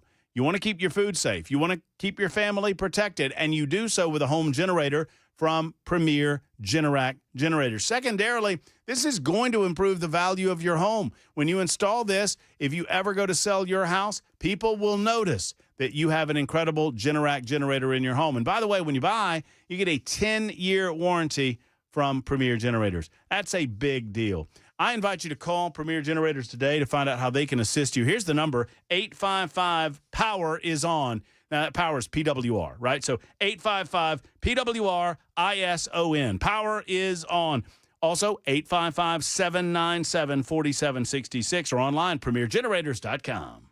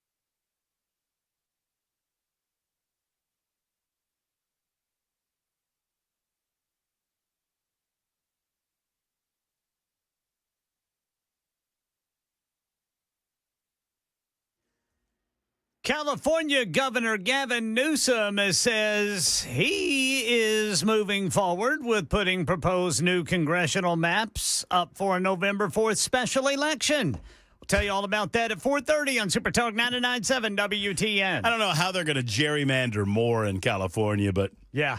y'all go for it, okay? Yeah. You know, they not vote to have a quote unquote independent commission doing all of that map drawing in California? I thought that's the case, but I guess Gavin doesn't like that. We'll find out more about that coming up in about, I don't know, a minute or so on Super Talk 99.7 WTN. 5637 writes in, you know, we were discussing Chattanooga and I-24, and 5637 says that, quote, mountain you are talking about is Missionary Ridge. If you were familiar with the War of Northern Aggression, you would know that in any case, you would know that. Okay, well, I apologize for not. I mean, I understand that there were there are battles in the Civil War fought in the Chattanooga area, but I'm not particularly familiar with the intimacies of said battles, and I apologize for that. Anyway, in any case, I-24 in that area has been under construction since about a month after it opened. Never ends. Had that part of the interstate not been built when it would have never been environmentally approved. Tennessee Department of Environmental whatever requirements aside, until we get rid of all of these blank holes behind chemtrails and cloud seeding, we'll continue to have these destructive events. I'm going to talk about cloud seeding in a minute because I don't know a lot about it. Y'all need to instruct me. 615-737-9986 on Super Talk.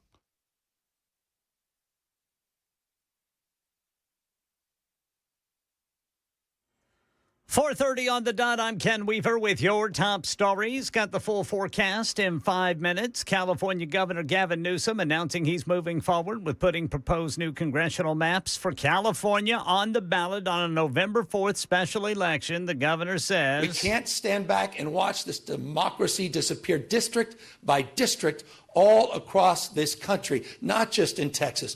It's important to note California maps are already drawn in favor of Democrats. Republicans only hold 9 of the 52 seats that California has in its congressional delegation. Data breaches at AT&T will cost the company $177 million. That's to settle a class action lawsuit over breaches last year. Millions of customers affected could get up to $7,500 apiece. And a popular cash app is facing a lawsuit from the state of New York, accused of lax security measures that led to users getting scammed. And we get more from ABC's Rhiannon Alley. The cash app Zelle is accused of costing users over $1 billion because it didn't protect them from fraud. And New York Attorney General Letitia James filing the lawsuit in the state Supreme Court, accusing the parent company of Zelle, Early Warning Services, of neglecting to implement basic fraud safeguards despite knowing it was vulnerable. Scams targeting older adults have become a multi-billion-dollar underground enterprise, surging by 43% between 2023 and 2024. But police and prosecutors scoring some victories in the ongoing battle. A recent case involved the scammers who sent rideshare cars to victims' homes to pick up money or to pick up the victims and take them to get money or gift cards. Uber flagged the suspicious activity to the FBI, which launched a 2-year investigation. Now 13 people have been charged with defrauding older adults nationwide from a call center in the Dominican Republic.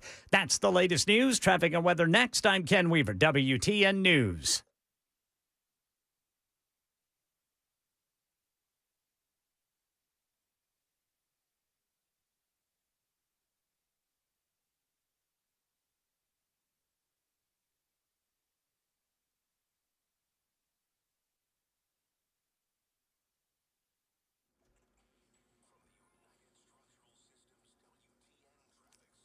TDOT still showing a disabled vehicle blocking the right lane of 40 eastbound past Fessler's Lane. In Madison, police reporting a crash 65 northbound at Old Hickory Boulevard. And then 24 eastbound, police say there's a crash at Murfreesboro Pike. Traffic every 10 minutes, every morning on Super Talk 99.7 WTN.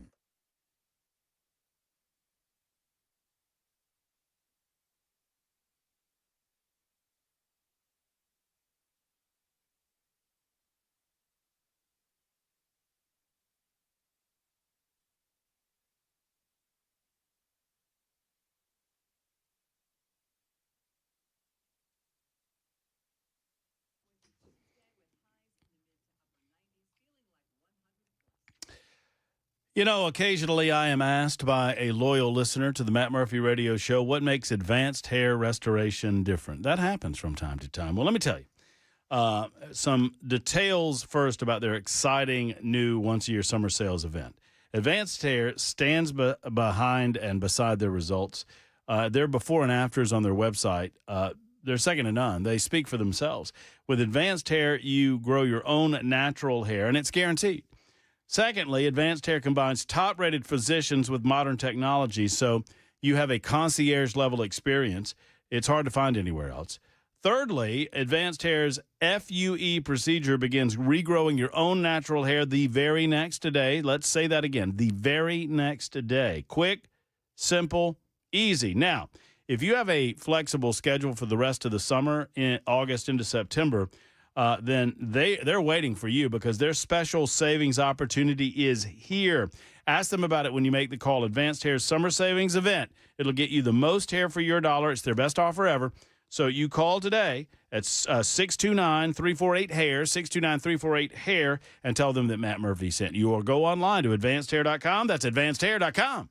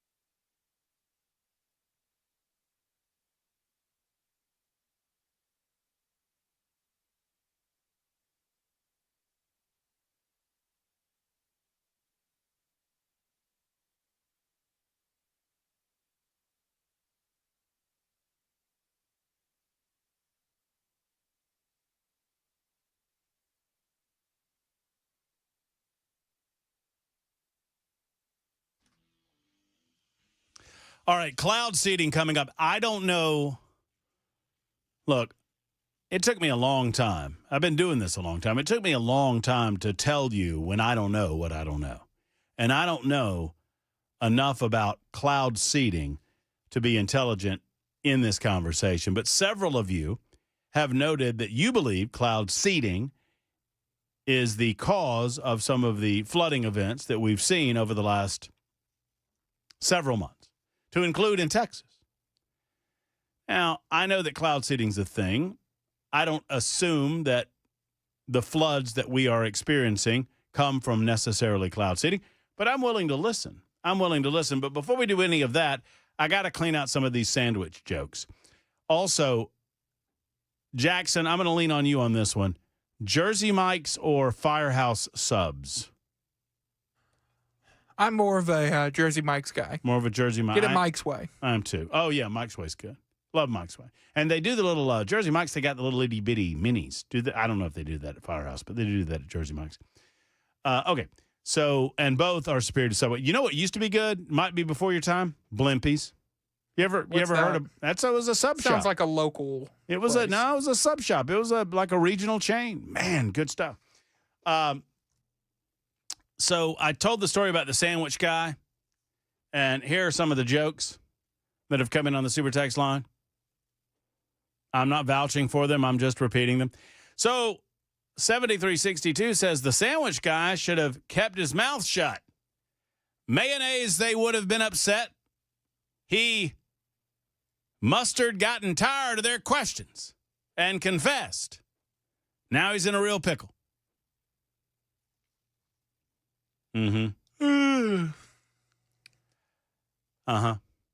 What's the dadgummit?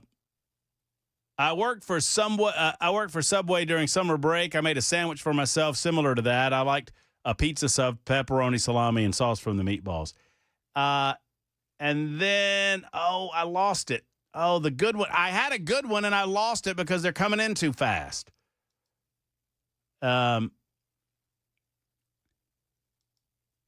Yeah, I've the funny ones I've now lost, and I'm sorry for that. You ever been to Quiznos?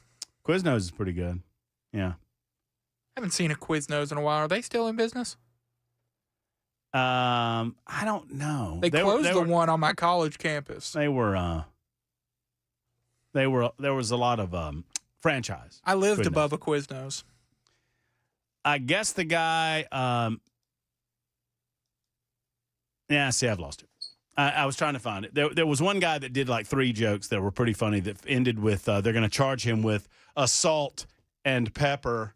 That's funny. Cloud seeding. CJ's got a thought on it. Hey, CJ, what's up? Hey. So for those who don't know what cloud seeding is, they basically take a drone, they fly it up into the clouds, and they do it. It's an aerosol that sprays out silver iodide that freezes the precipitation in the cloud. If it's warm like it is today, you get rain. If it's cold, you get snow. It's very, very heavily regulated. There's only about 3 companies that do it. You can't do it in Tennessee. We passed laws that prohibit cloud seeding in Tennessee. I think Texas and Florida did similar laws. You can't seed there. I think it's wonderful. All those places that, need the rain for, crops and stuff that can't get it. No, it can't cause flooding. They can only do cloud seeding if a cloud's there, and only God makes clouds. They can't make clouds, at least not that I've ever read about. So I doubt they're doing any type of causing any type of flooding. But I do think that the future of those companies is going to be great. Like I said, there's about 3 of them. Rainmaker's one of them. And they'll be able to go into hurricanes and cause the hurricane to dissipate. So instead of being a 4, they could drop it down to a 3 or a 2, make it lose its power. So there's a lot of cool things that these weather modification companies are going to be able to do. Well, CJ, I just I concern myself with the laws of unintended consequences. You know what I mean? I mean, yeah. I'm a big believer in the butterfly effect, right? That we have no idea what the impact of the itty-bitty small things might eventually happen from a ripple perspective on the bigger things. And so when I understand that we're already doing it to a certain degree, but if we start – you seem to be a proponent, but help allay my fears that if we start screwing around with Mother Nature, we might get worse on the back end. Well, yeah, I have a lot of buddies who are thinking like you're thinking. We're going to cause some things to happen that we didn't intend to happen. Like if all of a sudden they go and start growing huge crops in the desert where there was no rain, and then they're going to cause, okay, if you made it rain here, what happened in the rainforest? Did you stop the rain in the rainforest because you made it rain in the desert? You're right. We don't know what we don't know. But if you caused it to rain in the desert and then there was less rain somewhere else, theoretically you could make it rain there, by seeding the clouds there. There's a tremendous amount of participation. But how much, you seem knowledgeable enough about it, CJ. How much rain can they possibly produce through the? Not a lot. It's very little compared to you hear all these people that are freaking out and saying, oh, they're causing floods. They can't cause that much rain. They can't even pinpoint. Like if I want rain on my particular 30 acres, they can't make it rain on that 30 acres. They can't, at least not now. They can't get that granular. But they can make the clouds that are above us release the rain, and then the rain would cover, say, a couple mile radius, but they can't pinpoint exactly where the rain's going to go. Right. I have a feeling that if we had the ability to do this, and CJ, thank you for the call. Thank you for the info. Anybody else want to get in on this? I feel like it's now Conspiracy Theory Thursday on Super Talk 99.7 WTN, because I'm not suggesting, cloud seeding is a thing, obviously. I don't know that it is as widespread as some that I'm looking at online or giving it credit for. I feel like cloud seeding in some ways is like chemtrails.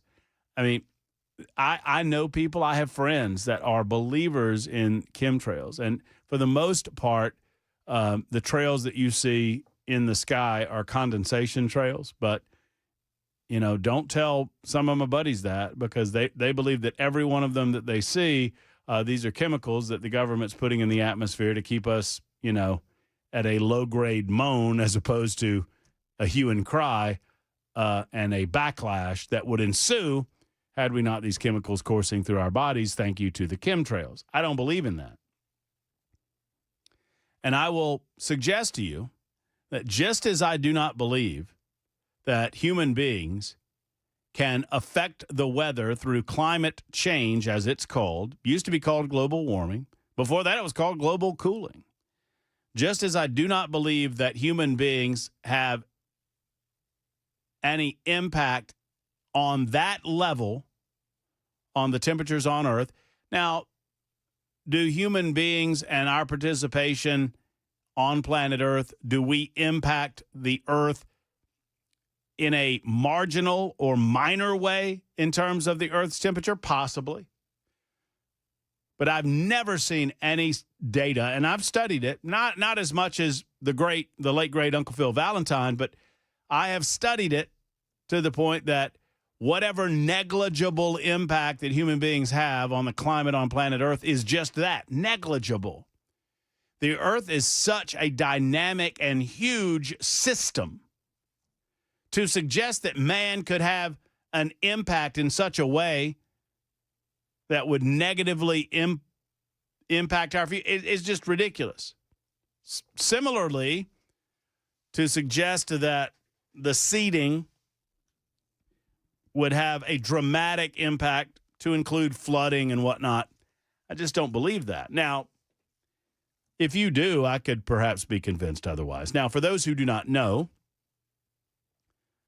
cloud seeding, this is just the official definition.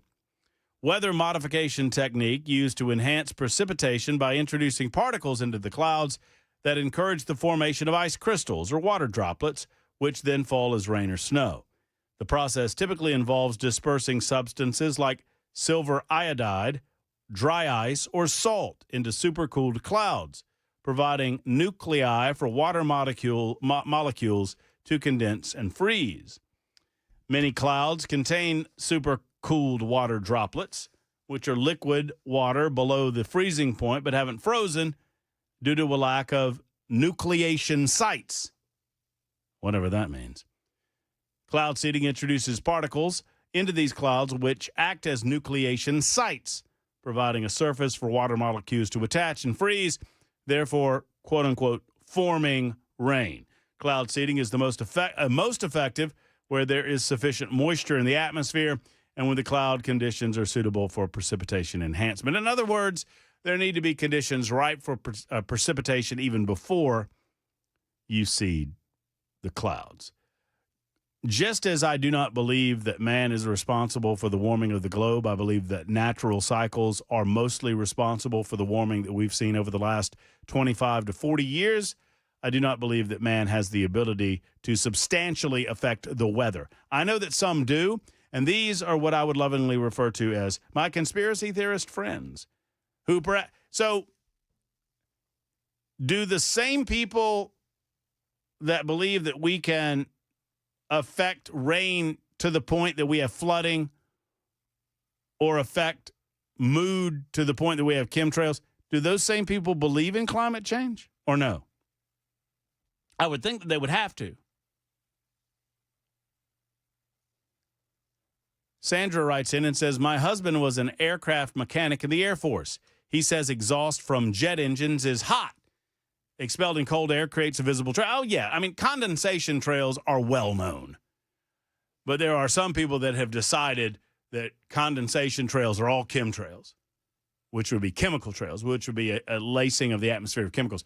There are some people out there, believe it or not, the tinfoil hat society, and I love every single one of you, so I'm not, I'm not saying anything negative about you. It's just I don't have to believe in the way that you believe, but there are some that would suggest that there are no such things as condensation trails, that they're all chemical trails. It is 10 minutes until the top of the hour on Super Talk 99.7 WGN.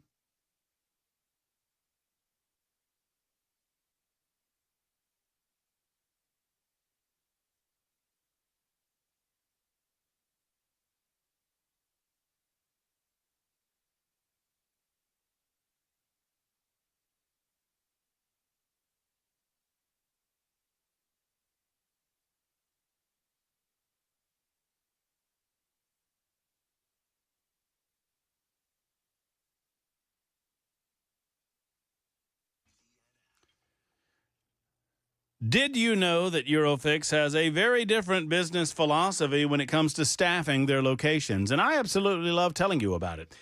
They include more people at their location than the average auto repair shop. They want to be ready when you have an emergency pop up. If you've noticed how hard it can be to get a right now appointment for vehicle repair at your European vehicle shop of your choosing, some dealers can be more than 2 weeks out just to get an appointment. That's too long, folks. Not at Eurofix. At Eurofix, they've been offering quality repairs that beat the dealer without dealer pricing since 1999. Plus, a 3-year nationwide warranty and the staff to fix your car right now. Not tomorrow and not next week, but right now. So if you're tired of waiting forever to get your automobile fixed, if you're tired of the shop not having the staff to fix your car, owner Aaron Stokes said, "We will never be too busy for our customers. We are here to take their pain away now." I absolutely love that. Eurofix fixes all European cars. They say yes to speedy vehicle repair when others won't or can't. Family owned for 26 years. Call 844-EUROFIX. That's 844-EUROFIX, or visit myEurofix.com.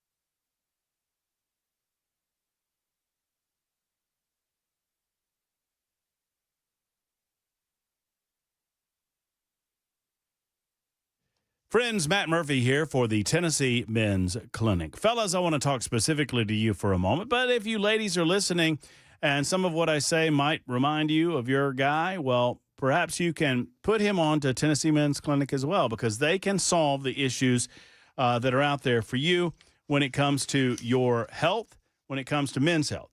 ED, and look, I'm just going to go ahead and throw it out there. It can wreck confidence. It can impact a relationship. It can impact mental health. It can even impact a sense of identity. But there's good news because there's real help. Since 2014, Tennessee Men's Clinic has helped thousands and thousands of men get back to feeling like themselves. First in Midtown, before it was even called Midtown, then in Cool Springs, and now they have a new shop in Clarksville. If you're listening up Clarksville way, no matter where you live in Middle Tennessee, expert care is close by. These are not cookie-cutter treatments either. Tennessee Men's Clinic is urology-based, staffed with multiple licensed providers who specialize in men's health. They use proven treatments tailored to your specific situation. They would never do a one-size-fits-all deal. So whether you're dealing with a mild to moderate issue, performance issues, or even other medical conditions, their medical team will work with you to create a plan that gets results. Don't forget that they have in-house labs, so you get your blood work results in minutes, not days. Go to TennesseeMen'sClinic.com. That's TennesseeMen'sClinic.com, or call to book an appointment today, 615-208-9090, 208-9090.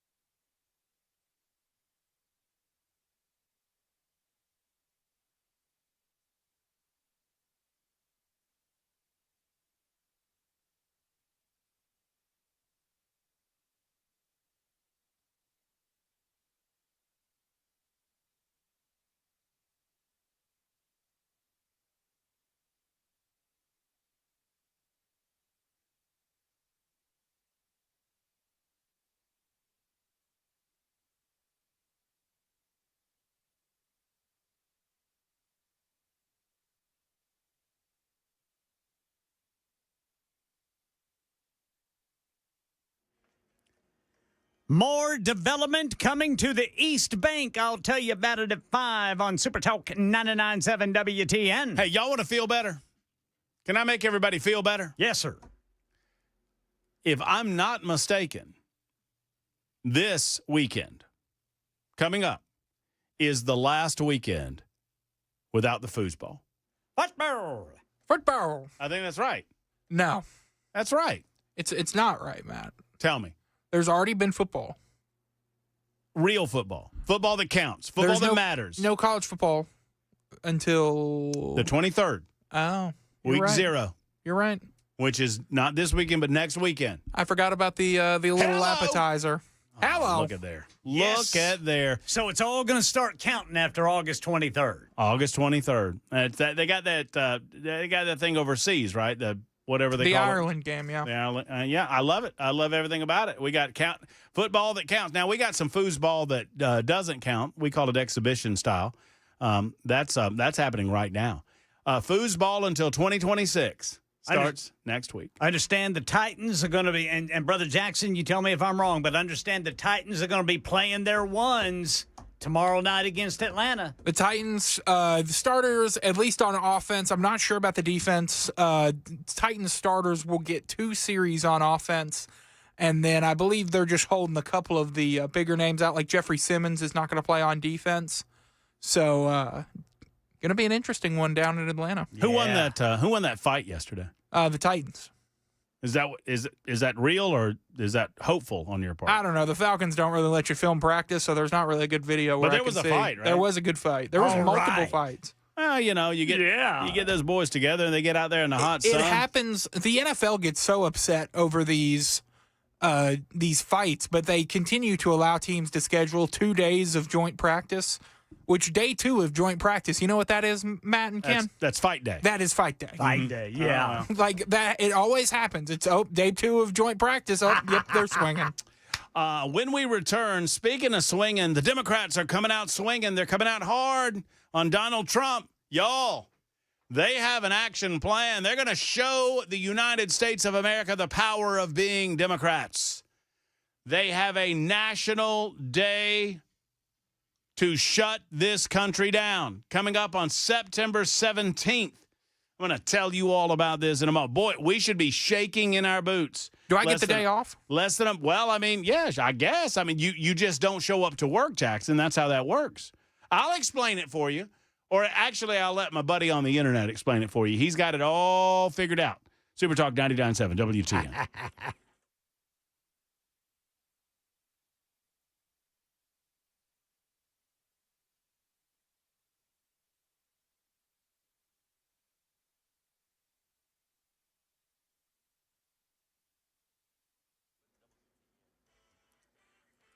5 o'clock on the dot. I'm Ken Weaver with your top stories. Got the full forecast and traffic in 5 minutes. And right now in Nashville, a locally based investment group has purchased the scrapyard next to Titan Stadium for $245 million. The buyers, operating under the entity TEB LLC, expressing an ambition to create what they call a vibrant and attractive downtown neighborhood there. Metro Council member Jacob Cupin represents the area. He tells Channel 4. This site will, to my understanding, need to be rezoned. And the way I handle rezonings across my district is bringing the community in, understanding what folks in the area feel is important, what they're looking for. And I find that that approach makes projects even better. Right now, there's no timeline for when the project will be completed. California Governor Gavin Newsom announcing he's moving forward with putting proposed new congressional maps for California on the ballot on a November 4th special election. It's not complicated. We're doing this in reaction to a president of the United States that called a sitting governor of the state of Texas and said, find me 5 seats. Yeah, it's important to note California maps are already drawn in favor of Democrats. Republicans only hold 9 of the 52 seats. And President Trump praising the D.C. police chief for a step she's taking to facilitate immigration enforcement in the city. ABC News national correspondent Stephen Portnoy with the latest. On this 4th day of federal control, D.C. Police Chief Pamela Smith issued an order directing officers to assist federal immigration enforcement during traffic stops. That's a great step. And President Trump says it should happen all over the country. He was asked whether the surge of federal law enforcement to the streets of D.C. threatens to take those agents away from their other priorities. Like what? Terrorism. Oh, really? Terrorism? They'll stop terrorism as part of what they're doing right now. Stephen Portnoy, ABC News, Washington. Yeah, so D.C. police will now be allowed to alert ICE about illegal immigrants during traffic stops, whether they've been charged with crimes or not, and allow cops to help transport migrants detained by the feds. And what the order does not allow includes cops investigating a suspect's immigration status. Scams targeting older people have become a multi-billion-dollar underground enterprise, surging by 43% between 2023 and 2024. But ABC's Jim Ryan says police and prosecutors are scoring some victories in the ongoing battle. The U.S. Postal Inspector website lays out a typical case involving a real victim. I got a phone call from someone who purported to be my grandson, sounded exactly like him. He needed money fast. She gave it to him, only to learn later that she had been scammed. This week, prosecutors brought charges against 13 people accused of defrauding 400 older people of $5 million out of an illicit call center in the Dominican Republic. 9 of the 13 are in custody, including the accused ringleader. Jim Ryan, ABC News. That's the latest news. Traffic and weather next. I'm Ken Weaver, WTN News.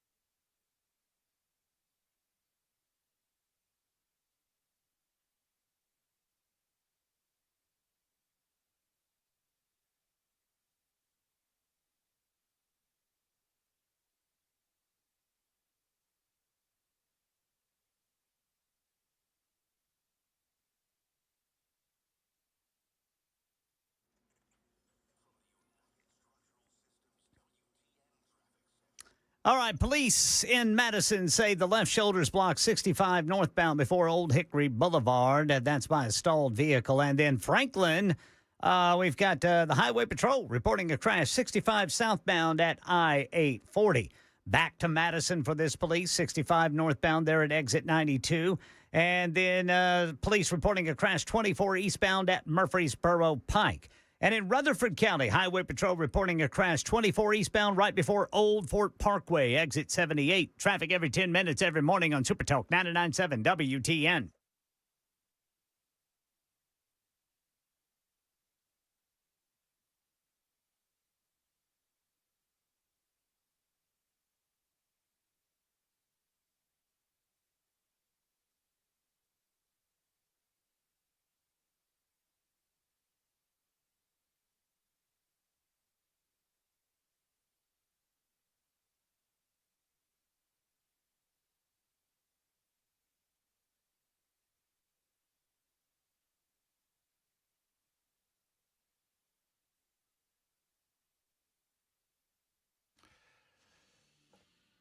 Hello, friends.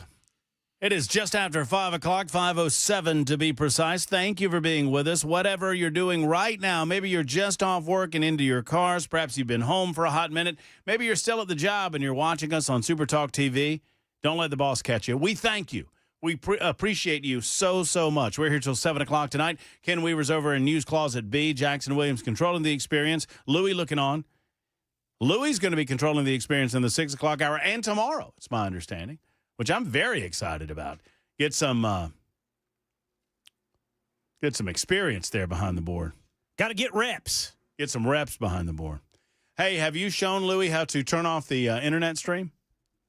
No, I don't know how. We can get somebody on that before we wouldn't want that. We wouldn't want that running all weekend, now would we?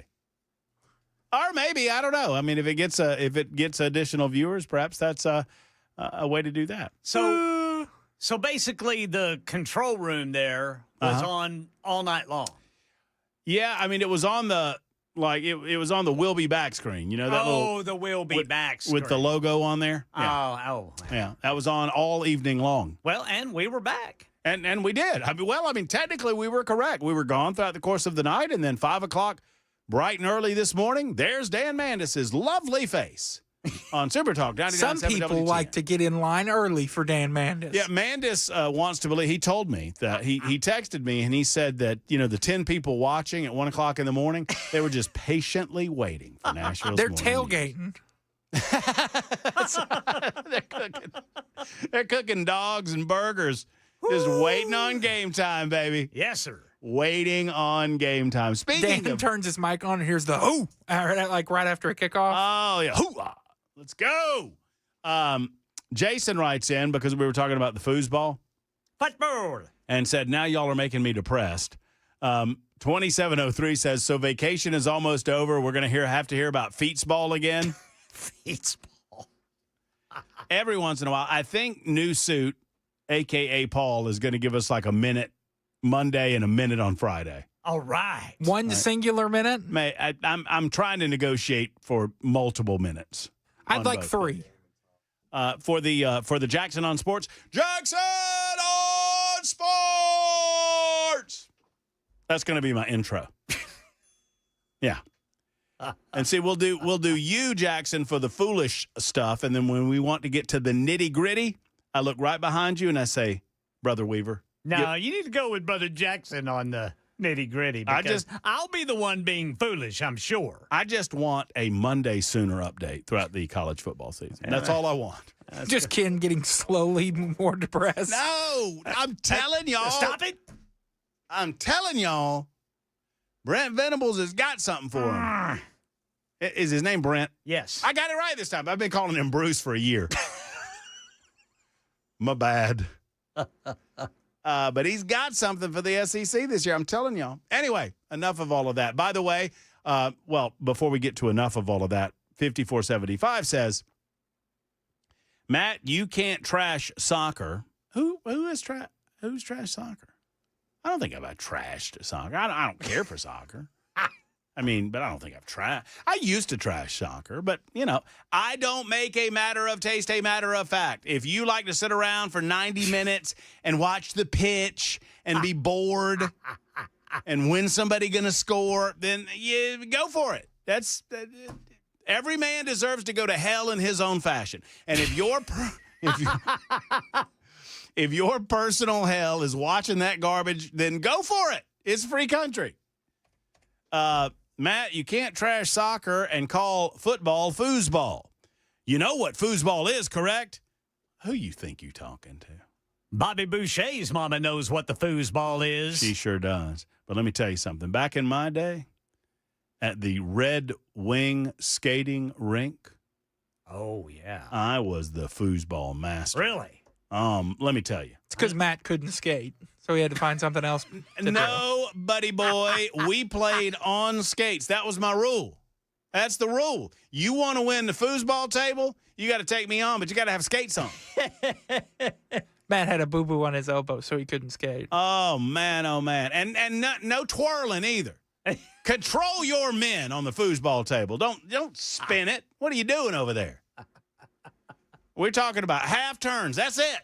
I'll call a foul on your butt, Jackson. There's fouls in foosball? Yeah, just soft. Get those skates on and get over to the foosball table. We'll talk. What do you mean soft? That's soft. That's spinning garbage. Get out of here. Sounds like Matt couldn't take the heat. Uh-huh. And I'll come whip you on the air hockey, too, after we finish up with foosball. Thank you. And no, I couldn't skate. And nobody wanted to couple skate with me. I did break Kelly Shelton's grandpa's arm, though. What'd you do, run into him? I did. Did you run him clean over? It was at it was at Kelly's birthday party. And I was getting after it. What song was playing? Do you remember? Oh, man, I don't remember, Kim, but it was probably some. I mean, I want to feel like it was Fleetwood Mac, something along those lines. Yeah. It was probably the latest hit by the Rat Pack. Oh, maybe it was Don't Stop Believing. Oh, that's Journey. That's Journey. Maybe Don't it stop was Journey. believing. Maybe it was I'm Journey. gonna break her girlfriend or her grandpa's arm. I ran into him and he got up and said, "Oh, it's okay." And I said, "I'm so sorry, Mr. Shelter. It's okay. I apologize, Mr. It's fine." I found out the next day at school, or the Monday at school, because that was a Saturday birthday party. I'd broken his arm. He had a big old cast on. That was right after I had gone to the drink machine, and you make yourself a suicide. He was all hopped up on Mountain Dew. I was. Y'all know what a suicide? You ever do suicides? Yes, I know what suicide is. I mean, not that sort of. I probably shouldn't say it because we're going to get blacklisted from the YouTubes by saying the S word. No, it was a drink. We call you drink you just whatever's on that row. All right, so you got Coca-Cola, get a little bit of that. Yeah. Mountain Dew, a little bit of that. Root beer, a little bit of that.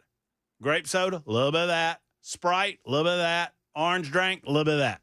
Oh, diabetes in a cup. You fill the cup with just everything on the row. What did it taste like? Deliciousness. It tastes like heaven, Ken. Heaven. You know what? Mostly orange drink. The orange drink overpowered it. I might have to try that sometime. Next time I'm at a soda fountain. Next time you're at one of those fountains, just get you a little pop of everything. All right, I'm going to do it. And give us a report back. Okay. So to answer your question, 5475, anytime you want some, come get some. I'm the foosball master. Foosball, Bobby Boucher. Now, they're going to shut it down, y'all. September 17th, and I have the alert.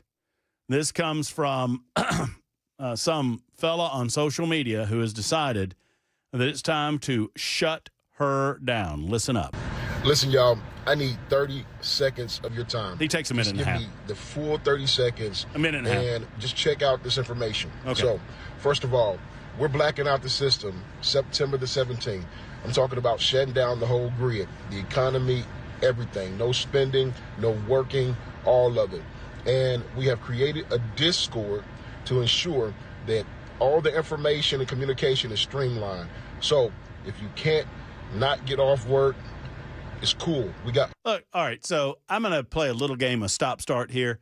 I don't mean to interrupt this fella as he attempts to take the whole system down with his minute and a half video on the X machine. But 30 seconds in, he's already making excuses for people who aren't going to do it. which I think is very funny. So this is a national shutdown day on September 17th. I'm going to back it up just a little bit, but listen, he says we're going to shut it down. We're not going to participate in this economy on September 17th. We're not going to work. We're not going to shop. We're not going to have no fun having. We're going to sit at our homes. Don't watch the TV. Don't participate in commerce. Do not buy anything off that Amazon. Don't do anything. We're blacking out the system September the 17th. I'm talking about shutting down the whole grid, the economy, everything. No spending, no working, all of it. And we have created a Discord to ensure that all the information and communication is streamlined. Hey, young Jackson, what's a Discord? It's like a lot of people use it for like gaming. Uh-huh. It's like a party chat kind of thing. You ever heard of that? Mm-hmm. Yeah, like a party line back in the day. What's a party line? Party lines when you, I have to back up. Jackson, there was a time when you could not carry your phone wherever you went. You had to go home and use the telephone at home. It was attached to the wall or maybe on a table somewhere. I know what a landline is. Okay, that's a landline. Now, let's go back a little bit further. Ken, did you ever have a party line in your life? I don't recall one. We had one when my stepfather lived out in the boonies, out in the Tulies, in the middle of nowhere. And after Mama had brain surgery, she briefly married Lane, and Lane had a party line. But there was only like 6 people on it. A party line was a shared telephone line, Jackson. So literally, you pick up the telephone to make a call, and if there's somebody else already on that line, you had to wait until they got off the phone. So you would you would pick up the phone, and somebody that you didn't know, like a neighbor of yours, was on the phone talking to Mama and them. And you had to wait, and you would, sorry, and you would hang up. And then, 5 minutes later, you pick it back up, and you didn't know. Eventually, they made a way where it would ring back once the line was clear. But you didn't know until they were off the phone. And if you had an emergency, you'd have to tell these losers to get off the phone because you had an emergency. That's what a party line was. So Discord's a lot like that? Sure. I could explain, like, the intricacies of Discord. You sound so disappointed in me. But we'd be here the rest of the hour 40. Anyway, my boys got a Discord. They're rocking a Discord. All of it. And we have created a Discord to ensure that all the information and communication is streamlined. So if you can't not get off work, it's cool. We got other ways for you to participate. If September is too far away, it's cool. We got things you can do right now. So I'm asking each and every one of you, everybody who is tired of this administration, fed up with how they're treating people, fed up with all these things that are being taken away from the U.S. citizens. Fed up! It's time for us to stand together, united. And I'm telling you, we're getting support not only right here in the United States, in every single state, right? All 50 states across. All 50 states, y'all. But it's more. It goes further than that. The country has already said that, hey, look, we're going to be participating in this blackout. Okay. But we're also getting support from other countries. Other countries? We got Canada. Germany is even involved. Y'all, Mexico is involved. Brazil is involved. We have Africa involved. We have. They got a continent. Now, that's a continent. That's a continent. The entire continent. I don't know that my fella here knows that it's a continent, but that's a continent. The entire continent of Africa is involved. So many people who are supporting the people. This movement is for the people, by the people. So I'm asking for your support. I'm asking for your unity. Let's come together. Let's make an impact, and let's change the situation right here in this nation. We, the people, have the power, and we're going to show it. All right, and then there's and I'll just read this. It says, black out the system, September 16 to the 20th. So it's 5 days. Now, he just said it was September 17th. 5 days, but it really, and then it's constant. So it says black out the system, September 16th through the 20th, 5 days. But then on the bottom of this little graphic, it says Constitution Day, September 17th, for those who can only do 1 day blackout.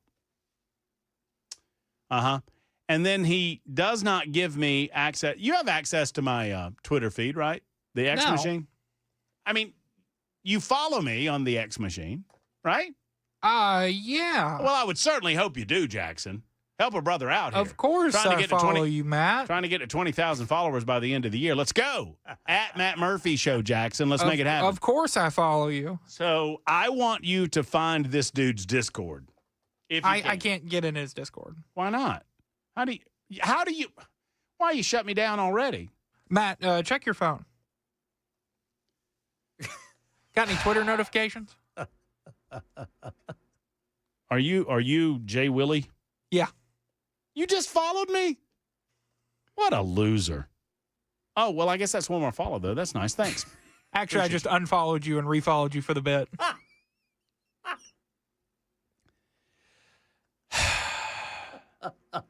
You know, I thought this relationship was going to be a good one.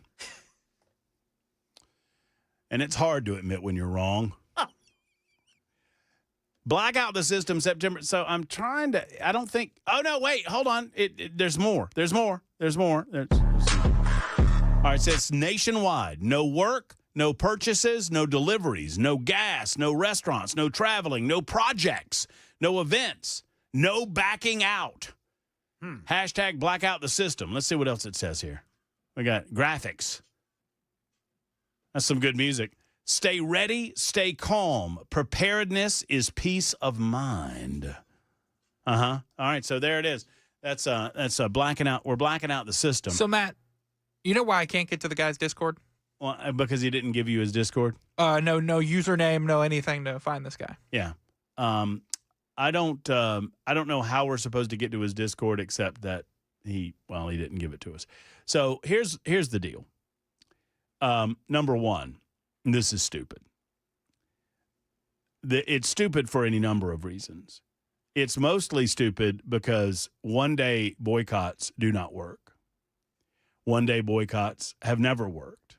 One-day boycotts, any person with a brain would recognize that if you want to boycott the system, any system, whatever system you're trying to boycott, you have to be willing to sacrifice in order to make the boycott happen and work.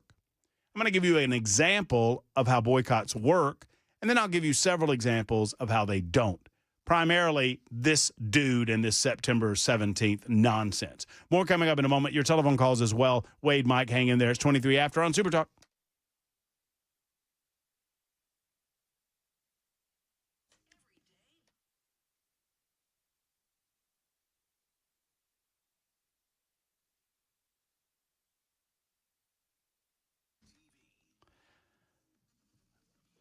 Hey, I know you don't like the color, but you like this shirt over here? Yeah, if it was checkerboarded in orange and white, I'd love that shirt. I thought you would tell me that. If you're looking at this shirt right here, it's a nice red and white. And young Jackson told me when he saw it, he said, you look like you just had relations with a picnic table. No!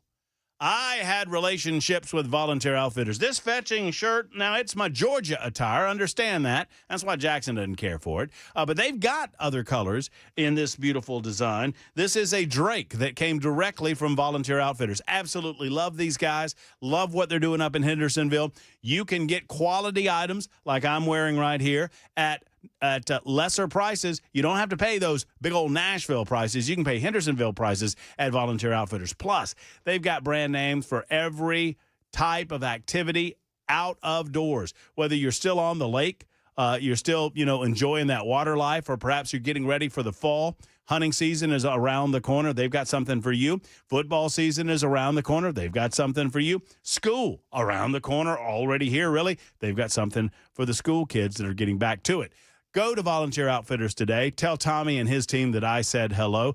They are closed on Sundays and Mondays, open every other day of the week, open throughout the course of the week until 5, on Saturdays until 6. Tell them Matt Murphy sent you to the wonderful Volunteer Outfitters on New Shackle Island Road.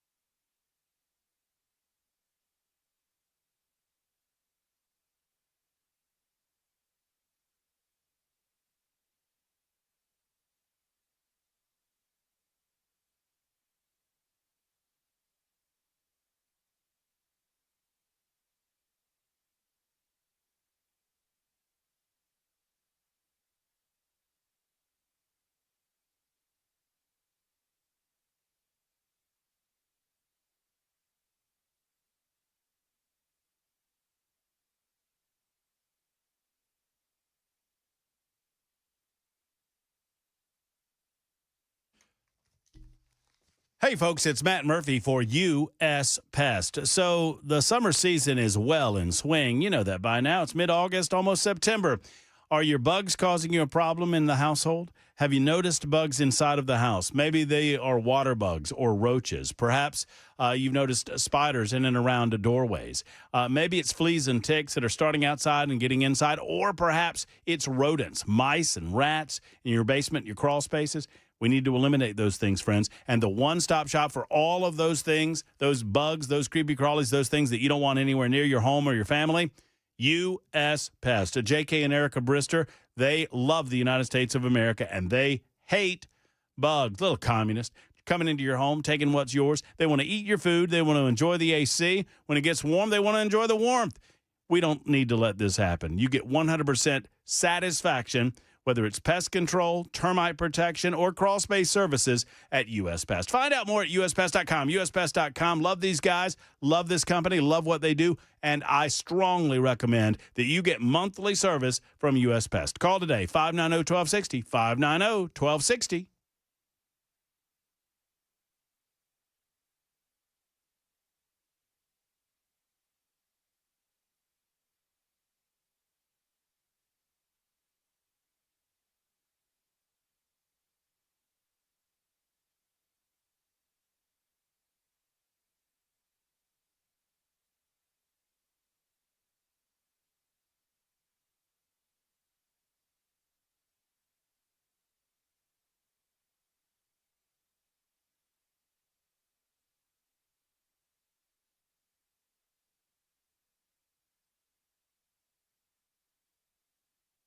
Police in Murfreesboro investigating after $50,000 worth of vandalism at a historic cemetery.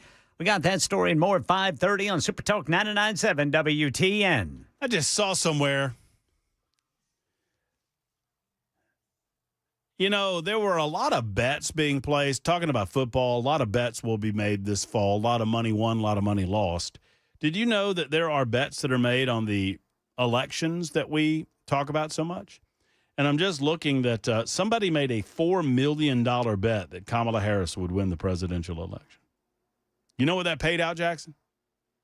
I'm assuming $0. $0. That's exactly correct. So, you know, be careful what you're betting on. It's 5:29, Super Talk 99.7 WTN. Mike's turn in Nash. Hey, Mike. How you doing, Matt? Great, Mike. Gonna give you something. The guy running up there in New York, his name was what, Mamdani? Yes, Mamdani. Yeah. Here's the thing. I want him elected. You do? I want him elected. Do you now? Yes. Okay. Yes. I want him elected for one reason and one reason only. Because if we get him elected, then he's a communist. We know that. Then it will push their agenda, because now we have a communist mayor of New York pushing the agenda across the country. So now we have in Seattle, Portland, and Minneapolis now are doing the same thing. They're pushing these so-called communist agendas. And the political reason that I want him elected is because now we can say, see, you want a communist, this is what you're going to get.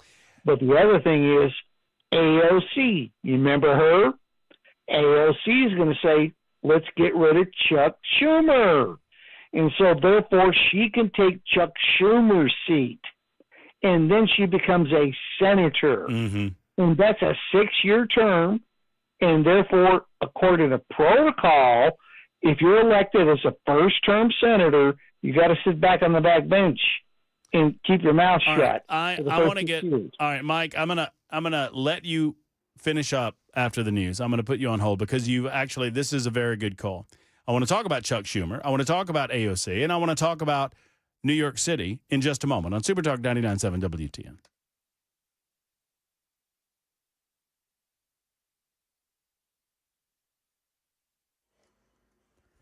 I'm Ken Weaver with your top stories. Got the full forecast and traffic in 5 minutes. Police in Murfreesboro investigating after $50,000 worth of vandalism at a historic cemetery. 9 graves of relatives of Revolutionary War Captain William Lytle were desecrated. The Tennessee Sons of the American Revolution Stones River chapter saddened by it, telling Channel 4. Especially with a patriot, and especially when we're getting ready to honor America 250th, that something like this will happen. But we're determined we're going to make it right, get it right, and be ready to celebrate his life, his accomplishments, and everything that all of our patriots did. Now, so Captain William Lytle, who News 2 says still has relatives in Rutherford County, donated 60 acres of land in 1813, which would later become Murfreesboro. The cemetery is hidden behind Haynes Brothers Lumber Company's building. That's on Northwest Broad Street there in the borough. Right now in Tennessee, quadruple murder suspect Austin Drummond update. Channel 4 says a judge will not allow the accused killer contact with his girlfriend. Here's Holly Thompson. He is a relative to the 4 family members that he's accused of killing in West Tennessee. Drummond just asked a Lake County judge to remove a protection order, but that was denied today during his second appearance in court. He is charged with 4 counts of first-degree murder and aggravated kidnapping. The state is seeking the death penalty against Drummond. Drummond's next court appearance is set for early September. Florida Governor Ron DeSantis says another immigration detention facility will be built in his state. DeSantis also said federal agents are targeting even more deportations and detentions, in addition to the thousands already being held or deported. We have the ability to do more than that. DHS, in their agreement with us, because they're reimbursing these expenses, they anticipate up to 5,000. So we said, you're going to probably need a different facility if you want to do that many. This one, called Deportation Depot in Baker County, is a previously built prison, which Governor DeSantis says can hold 1,300 more detainees. That's the latest news. Traffic and weather next. I'm Ken Weaver, WTN News.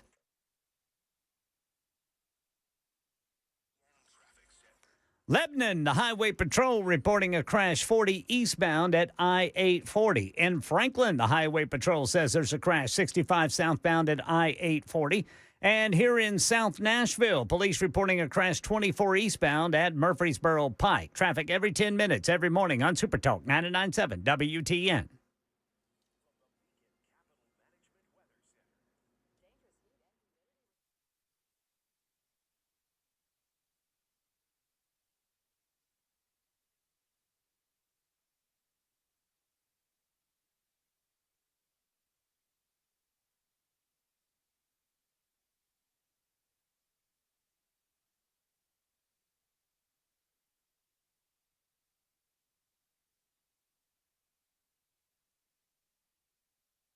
All right, folks, Efficient Heating and Cooling is your one-stop shop for all things AC work, but there will come a time, it's not here yet. I'm not saying it's here yet, but there will come a time where somewhere in September, I'm going to remind you that you need to get your heater checked. That's right.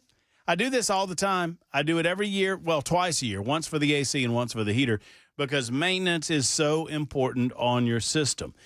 Jeff Eddy preaches this to me, and he begs of me to preach it to you, that if you get maintenance done, you literally can get years more life out of that system that serves you constantly during the summer months with your AC going. Right now, if you have a problem now, let's get on the front end of it, and let's call Jeff Eddy in Efficient Heating and Cooling. He'll get out there. He'll fix what ails that system.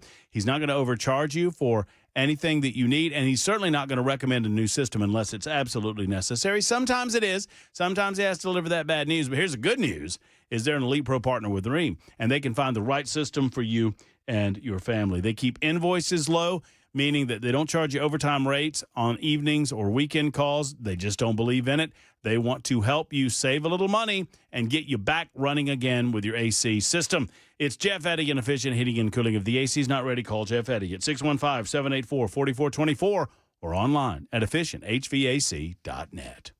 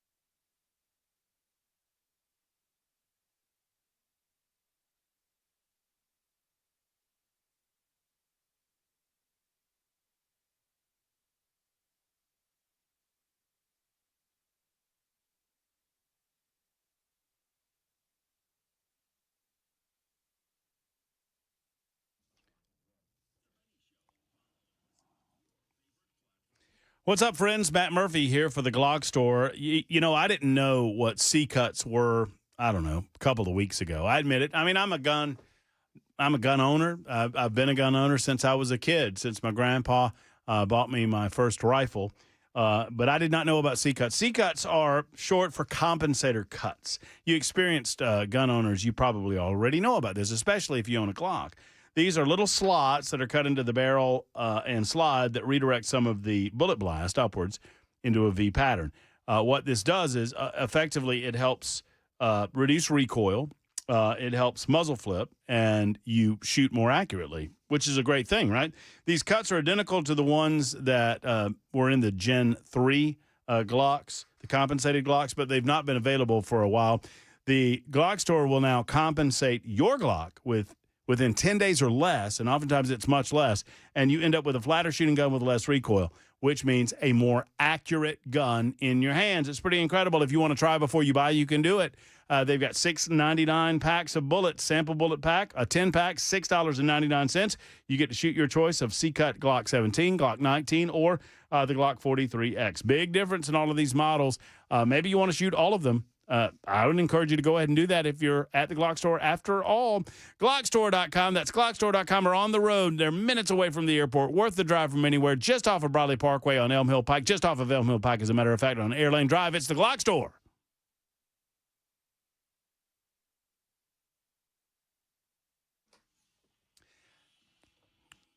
Uh-huh.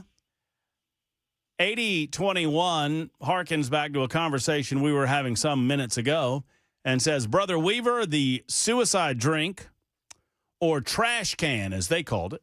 Trash can, I kind of like that better. I've heard that. I've heard trash can. Trash can drink is only good at the ball field. That's my personal opinion. Hashtag 80s kid. So take that for what it's worth. I think next time you get in front of those, especially if they've got what's key, Ken, to me, is, you know, just about any system is going to have some sort of citrusy beverage like Mellow Yellow or Mountain Dew. That's obvious. And then your cola beverage, Pepsi or Coke. Right. But what is key is having some root beer in there. Oh. And having either orange or grape drink, or both. Okay. If you get a little purple drink in there, now you're talking. I'm just going to try every one of them. That's a good plan. What about like one of those touchscreen freestyle machines that's got like hundreds of sodas? Yeah. I don't know. I don't know what the kids are doing these days. You could go to with those work things. in there. I mean, yeah, I don't know what to tell you about one of those things. You can make that your full-time job. They've got flavorings that I didn't even know exactly. They got vanilla. Okay, vanilla, fine. I never cared for vanilla Coke, but whatever. Cherry Coke, big fan of cherry Coke. Ever had cherry vanilla Coke? Or cherry vanilla orange Coke? Or, I mean, they've got other flavors, don't they? Yeah, they did coffee Coke. They did lime. Coffee Coke? Yeah, you never heard of that? Ew. Let's not make things up that are gross. That's not made up. That was a real product. Coffee Coke. Yes. Is it coffee or Coke? It's both. That's the beauty. That's of the it. whole deal? It's a combo deal? I don't know that I believe you.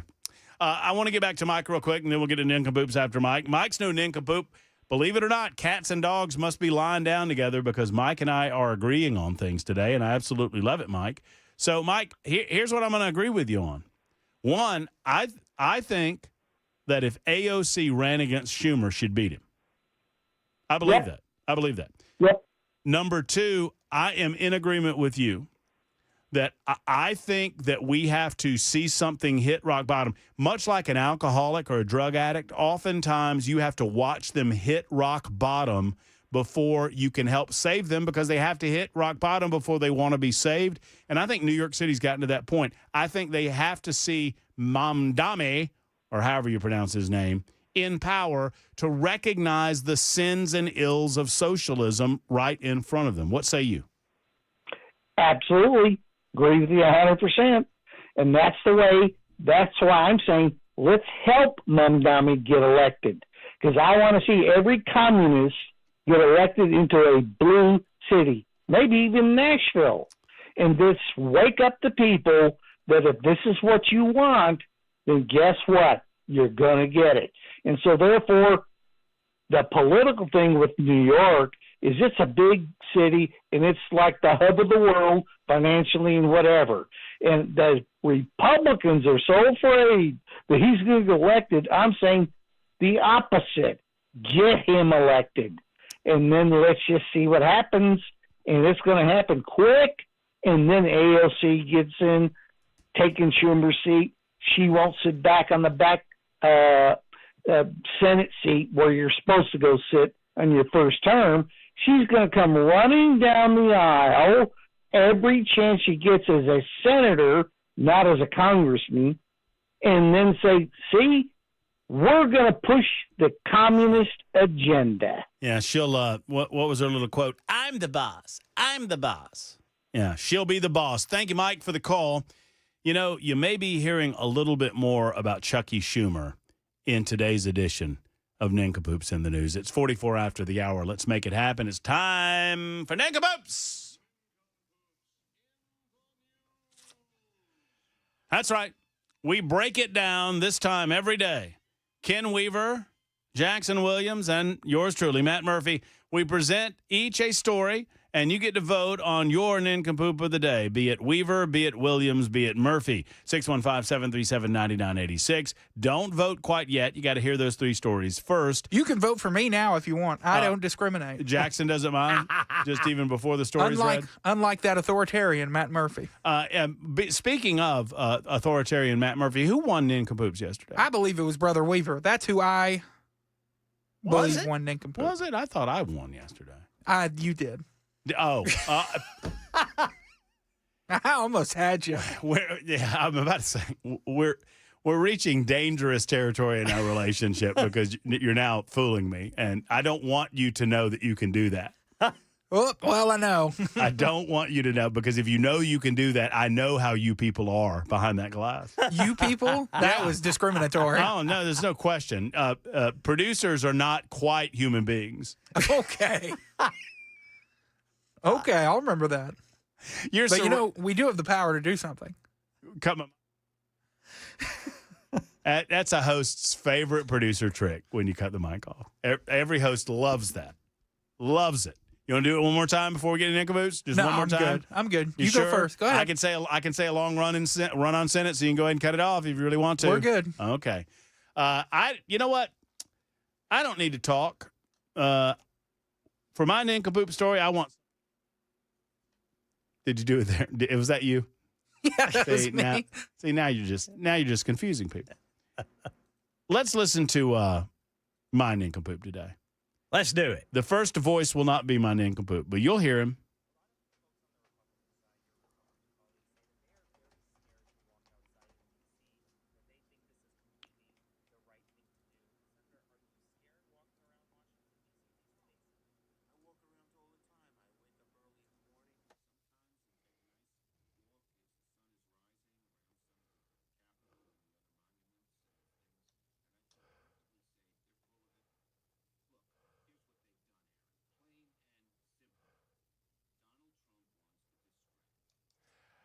That is Senator Chuck Schumer, the aforementioned. He's on some little podcast in Washington, D.C., explaining to us that he walks around D.C. all the time. Yeah. He feels perfectly safe. Sure he does. Yes, if, one, I don't believe for a second that he's walking around Washington, D.C. at all. Number two, if he walks around Washington, D.C., for those that do not know, for those in the back of the room or in Aniana, Chuck Schumer has constant armed security right with him everywhere he goes. As Senate Minority Leader, he is provided with said security, and they go with him everywhere in public. Yeah. So if he feels so safe in Washington, D.C., why doesn't old Chuck Schumer say a goodbye to his armed security and do it on his own like the rest of us have to do in Washington, D.C.? I don't normally do political nincompoops. We try to get away from the political world during nincompoops, but today I could not help myself. Chuck Schumer, you, sir, are a nincompoop. Jackson. All right, we're going out to Washington State for this one. Linwood police say DoorDash driver on meth crashed car into tree before setting it on fire. If you didn't get a DoorDash order in Linwood, Washington last night, there may be a reason for that. A DoorDash driver, allegedly high on meth, crashed his car into a tree on 192nd Street while delivering food. After crashing into the tree, the driver took out a lighter, set his own car on fire before running away. One officer was able to put the fire out with an extinguisher, while another officer and canine tracked the suspect.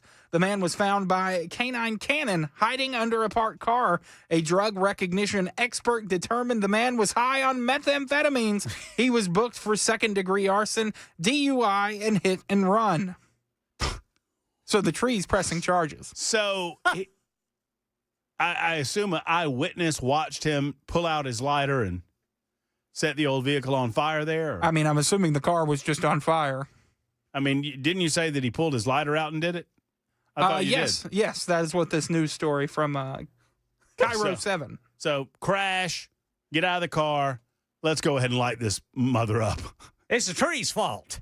That tree came out of nowhere. I was just smoking my meth in peace. It reminds me of George Bailey and It's a Wonderful Life. Remember when how do we know he was not smoking meth and his meth pipe caught the car on fire? I don't think we do. You never know when you're dealing with nincompoops what you're going to get out of them. The Mr. truth or not. Gower. Mr. Gower. I bet his delivery times were immaculate until he hit the tree. Was that a Jimmy Stewart? I love the Jimmy Stewart. I was trying. No. Who put that tree there, Clarence? Clarence, right? You're jumping in the water there, getting us all cold. If I can get into it, I can get one going. Mr. Potter. I do a good Dana Carvey doing Jimmy Stewart, doing George Bailey. Right. Remember that episode of Saturday Night Live with George? Oh, yes. An alternate. Do you know the show It's a Wonderful Life, Jackson? Yes, I watch it every Christmas with my family, begrudgingly. Do you know the alternate ending that they presented on Saturday Night Live? No, I haven't seen that sketch. Where George Bailey just goes off and kicks Potter out of his wheelchair and just beats crap out of him right there in the bank. Yeah.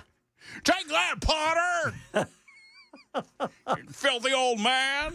That's a good one. I need to go watch that. I have seen that movie every year since I was like 4 or 5 years old. Oh yeah, and I can't stand it. Since I was I get so ticked off. What's the uncle's name? The stupid dude that loses the money. It's Uncle Billy. Uncle Billy. He's a moron. What an idiot, Uncle Billy! You ruined everything. But you know what brings that movie around is when Harry gets home and he says to my big brother George, the richest man in town. God, every time I see that, it gets me. Right, yes, sir. Right in the nether regions. Speaking of getting me in the nether regions, Ken, your nincompoop? All right, this is an update to a story that I brought you boys back in May. Uh-huh. Didn't bring it to me, Ken. Well, Brother Jackson wasn't with us then, but Brother Jackson, I think you're going to like this update nonetheless. This is from the New York Times, and it involves another Democrat. Wild, newly released dashcam footage shows the Democrat's choice to run for governor in South Carolina getting arrested recently in just his underwear. While swearing, using the N-word, and referring to himself as both God and Superman. Married father of 4, William Mullins McLeod, facing calls from his own party to step down from the gubernatorial race that he only formally entered Monday, after video emerged Tuesday of his bizarre arrest months earlier in May. The prominent attorney was stopped in downtown Charleston while, quote, yelling at the top of his lungs and wearing only underwear and shoes. The Democrat referred to his upcoming election race, threatening to kick an opponent's effing teeth in, while refusing to tell cops his name, instead referring himself as God and Superman in this hour-long video released through a Freedom of Information Act. It doesn't matter, my friend. Trust me, he told one officer when asked his name. I'm one of the most just humans to ever walk this soil. McLeod, who is heard uttering the N-word at least twice in the video, also refuses to get out of the patrol car when it arrives at the jail, instead telling an officer he would Just sleep in the back seat. No, I'm not going to do it. No, I'm not getting out of this car. It's time to go to bed. He shouts at the officer before being forcibly removed and booked into the jail shortly before 1 a.m. I want to see this video. McLeod's eyes were extremely bloodshot and highly dilated, which police said is typical of an individual under the influence of a stimulant narcotic. It wasn't immediately clear whether McLeod, who ran unsuccessfully for governor in 2010 and served 2 terms as Charleston County Democratic Party chairman, was tested for drugs during his arrest. He's facing misdemeanor charges for disorderly conduct. He also faces charges for being a nincompoop. That's how we play nincompoops in the news. Super Talk 99.7 WTN. I went over to the television side. You don't want Ken on camera anymore? I forgot to put Ken on camera. Uh-huh. Oh, that's all right, Brother Jackson. There you go. It's better than your ugly mug. Speaking of nincompoops, you can vote for Jackson for nincompoop of the day if you'd like. It'll be all right. 54 after the hour. On Super Talk 99.7. Jerk.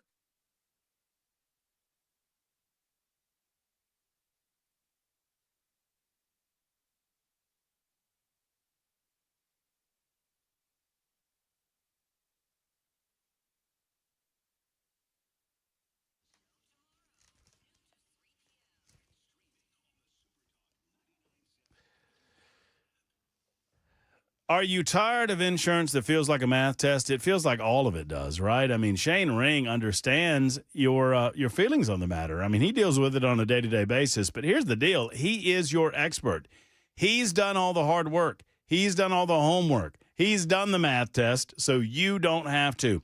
It's time to get with Cover Nash. If you're worried that you're not getting the coverage that you deserve, if you think you're paying too much money, if you're concerned that your family's not fully covered with your health insurance, if you're worried about high deductibles or whatever it might be, just call Shane at Cover Nash and allow him to go over your plan, to go over the programs that are available to you, and to find the right one for you. So, an example, at Cover Nash, they have a nationwide PPO plan that gives you the freedom to choose your doctors anywhere in the United States of America without any headaches, with only a $250 deductible and flat copays after the deductible. It's real, folks. Ask Shane Ring about it. Once again, if you're not satisfied with the current plan that you have, no hidden fees and no back-end bills on this plan, nationwide PPO coverage. Ask Shane about this or any of the other plans that he offers at Cover Nash. He works for you, not for insurance companies. And he's located right here in Brentwood, Tennessee, which I absolutely love. You can go by his office or call him today at 615-465-0023, 465-0023, or covernash.com.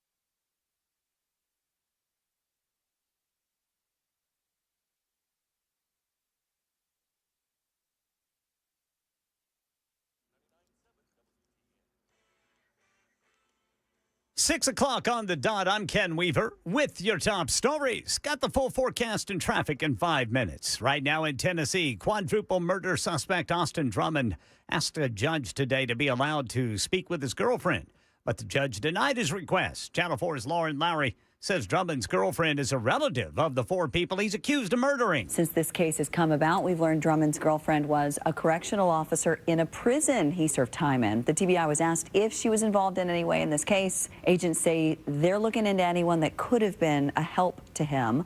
Also in court were 2 of the 3 people charged for allegedly helping Drummond while he was on the run. One of the suspects got their bond lowered. The other asked for a bond reduction. The judge said he would look at that as his next court date at the next one. Now, Austin Drummond will be back in court in Lake County in a couple of weeks for a preliminary hearing. And we could hear some testimony then. But for now, the case is being continued. California Governor Gavin Newsom announcing he's moving forward with putting proposed new congressional maps for California on the ballot on a November 4th special election in reaction to mid-decade redistricting being pushed by Republicans in Texas. Well, California maps are already drawn in favor of Democrats. Republicans hold 9 of the 52 seats California has in its congressional delegation. And NBC News was the first to report today the Washington, D.C. police are now increasing cooperation with ICE. An order issued by Chief Pamela Smith on Friday allows cops in D.C. to notify ICE about people they encounter during traffic stops, even if those individuals have not been detained or charged for a crime. But it does not allow cops to investigate someone's citizenship status. Meanwhile, Florida Governor Ron DeSantis says another immigration detention facility is going to be built in his state. We are authorizing and will be soon opening this new illegal immigration detention, processing, and deportation facility here in North Florida. We are calling this the Deportation Depot. Yeah, that Deportation Depot in Baker County can hold 1,300 more detainees. And meanwhile, here in Tennessee, officials in the town of Mason in Tipton County voted this week to approve agreements to turn a former prison into an immigration detention facility operated by private company Core Civic Incorporated. Core Civic claims it would create nearly 240 new jobs, and it's currently taking applications for the detention officers who will be paid $26.50 an hour. That's the latest news. Traffic and weather next. I'm Ken Weaver, WTN News.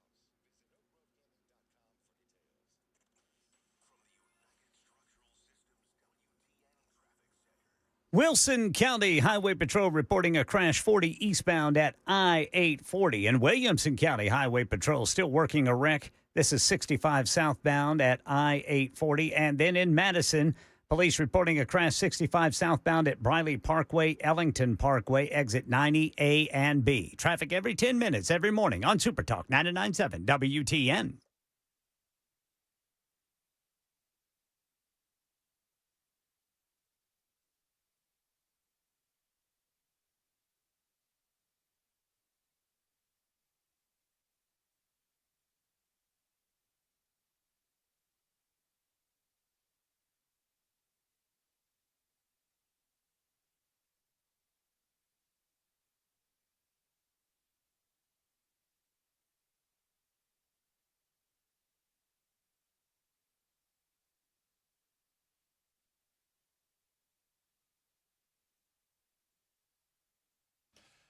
All right, final hour. Here we go. 6:07. Good evening. Matt Murphy with you until 7 o'clock tonight. We'll hand off to Mark Levin at that time. Ken Weaver's back in the news closet. Mr. Louie is on the board running the show right now. Hello, sir. How you doing? Man, I'm doing great. I hope you are. I'm blessed. You know, so Jackson started cutting my microphone off, and we just had to let old Jackson go. That's the way that rolls. So, you know, I mean, you got to do what you got to do, folks. And when the kids start getting out of line, you got to tell them. You got to tell them, I'll turn this car around, and I had to turn it around on Jackson. So Louie's in for the duration. I'm kidding. Jackson's gone to do something else. I don't know. Y'all don't give me the business. We love Jackson, and everybody loved the fact that Jackson turned my mic off. Aha, it was very funny. It was also real funny that Ken Weaver won Nincompoops in the news. Way to go, Ken Weaver! Yay! Good job, Ken. I appreciate that fella who was wearing underwear and shoes. Man, oh, man. And we got to feel like, I mean, I don't know. I feel like his political career ought to be over, but who knows this day and age, man? Boy, you never know. I mean, you can never tell. I would say that there ought not to be a political future for old Zohran Mamdani, who is the Democrat candidate for mayor of the city of New York. I've got a story involving Mamdani coming up in just a moment on Super Talk 99.7 WTN. Going to share that with you. Get to your telephone calls as well, 615-737-9986. So just as a reminder, we were talking earlier today about Washington, D.C., and the effort, a very simple and meager effort on the part of the President of the United States to get law and order back into the city. And Democrats are just bending over backwards trying to explain to us, the crime's not really that bad. Oh, they're pretending the crime's down. The crime's down from last year. Last year, they had like 282 murders in the city last year. The carjackings 282 murders in a city of 700,000 people. Would we put up with that in Nashville? As a matter of fact, let's see how many murders in 2024. That's a good question. Murder rate, total murders in Nashville, because Nashville, the city proper, is about the same size as Washington, D.C. In Nashville, Davidson County, there was a 5% decrease in violent crime from 2023 to 2024.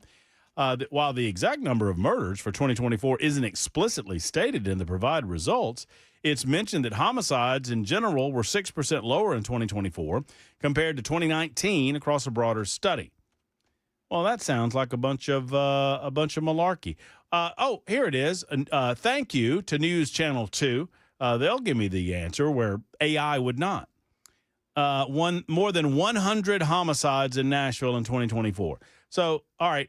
Fourth year in a row that the city reached triple digits, but this was a story that was delivered late December of 2024. So data from the Metro Nashville Police Department revealed Nashville reached the tragic milestone of triple digits in 2017, which broke a near 20-year record of only double-digit homicides. South Precinct saw the biggest jump in homicides. So we saw just over 100 in 2024, and that was the fourth year in a row the city reached triple digits. So we are shaking our head wondering how we get our homicide rate down from triple digits, and we're just over 100. Compare that to, now, once again, that's Nashville, Davidson County, which is comparable in size to Washington, D.C. Washington, D.C. has around 700,000 people. Now, I understand the metro region has a lot more people than that, as does the metro region of Nashville. But the city of Nashville and the city of Washington, they're comparable. City of Nashville, Davidson County, roughly 700,000 people, at least the statistics that I saw. Roughly 100 murders last year. Last year, 182 murders, I believe it was, in 2024. That was down from 282 murders in 2023 in Washington, D.C. Washington, D.C. obviously has a crime problem. And so these liberals moaning about the idea that they don't, ridiculous. Nobody really believes it, even the liberals that are saying it. And so while they do that, they try to excuse their policies that have exacerbated the crime problem, as has been expressed by the Trump White House. Part of the problem, cashless bail. Part of the problem, these young people that are running rampant in the streets, they know they can't get prosecuted for anything. 13, 14 years old, property crime, whatever, they get to go home. They get out. Cashless bail, too. Democrats are now running away from these concepts, acting as if they don't understand how any of this happened. But it was just a couple of years ago when Karine Jean-Pierre was standing in front of the podium at the White House saying all this.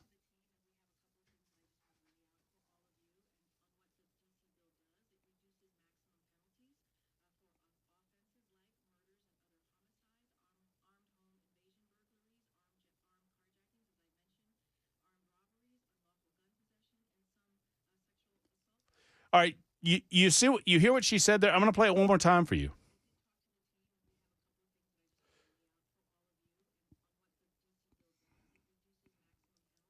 You hear what she said? You hear what she said? One more time.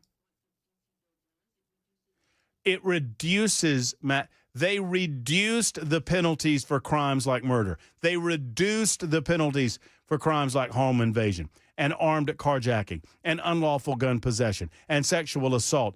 They reduced the penalties. If you reduce the maximum penalties, all of those penalties go down. That's a tier step approach. And crime went up. And crime went up. I'm sad to tell you, folks. I'm sad to report that the Democrats don't support law and order anymore, it doesn't seem. They support criminal behavior, criminal activity. In the meantime, I know this is going to come as a shock to you, but a socialist city-funded Kansas City grocery store, which was propped up over the years by more than $18 million in taxpayer money, has now closed. Sunfresh Market, which was opened in 2018 in the city-owned Linwood Shopping Center, was part of a community improvement district. The shopping center received a multi-million-dollar renovation budget about a decade ago as a part of the city's revitalization effort on the east side. But after months of bare shelves, crime problems that Kansas City continues to spend additional money to curb, and what one reporter described as, quote, a rancid odor connected to drain maintenance, Sunfresh has shut its doors. The sign on the front of the door at Sunfresh, according to local NPR affiliate KCUR. Oh, wait, so there are still NPR affiliates afloat? Huh, without all that federal money. Imagine that. Unfortunately, due to unforeseen circumstances beyond our control. So, I love this. Some things just make me laugh, y'all. Unfortunately, that's number one, due to unforeseen circumstances beyond our control. So these weren't just circumstances beyond our control, and they weren't just unforeseen circumstances. These were unforeseen circumstances beyond our control. They continue. Unfortunately, due to unforeseen circumstances beyond our control, we are no longer at this time able to serve the residents in this important community. It has always been our dream and passion to provide quality products and services in a safe family environment. At this time, unfortunately, we are unable to do that. So that's the second, unfortunately. According to Kansas City Mayor Quentin Lucas, for years the city was, quote, happy to be a partner, but there's always a limit to what we will invest in. So this is an absolute failure of socialism. The failure of Sunfresh in Kansas City raises doubts about the feasibility of what Zoran Mamdani has proposed in New York City. New York City? New York City! Mamdani said that he wanted to establish a $65 million network of city-funded grocery stores. Mamdani has been unclear whether the stores would be operated by the city or if nonprofit partners similar to the Kansas City store would run them. Waving off concerns that New York's food is expensive because of sales tax rates and the high cost of labor, not because of grocery stores' profit motives, which are famously low, Mamdani has lauded his taxpayer-funded plan as, quote, political experimentation. No matter how you think about the idea, says Mamdani in a podcast in July, I think there should be room for reasonable policy experimentation in our cities and in our country where we actually test out our ideas. And if they work, they work. And if they don't, c'est la vie, then the idea was wrong. I can go ahead and tell you the idea was wrong. And here's how. Socialism is socialism is socialism is socialism.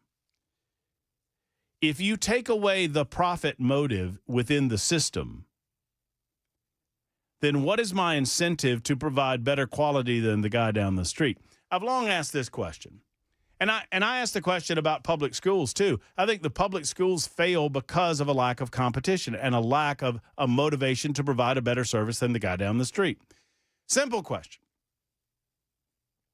If I told you, now, whether you live in Mount Juliet or Pegram or Columbia or Hendersonville or Clarksville, wherever, Tullahoma, wherever. If I told you that we were going to assign you a grocery store,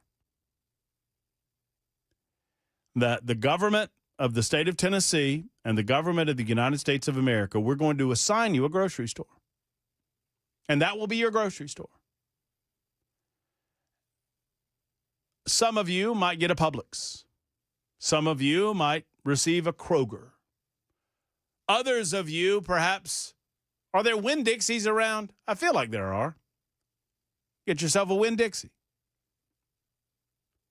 No matter, because they'll all be the same. We'll eliminate grocery store names eventually and just get, grocery store number 8, grocery store number 12.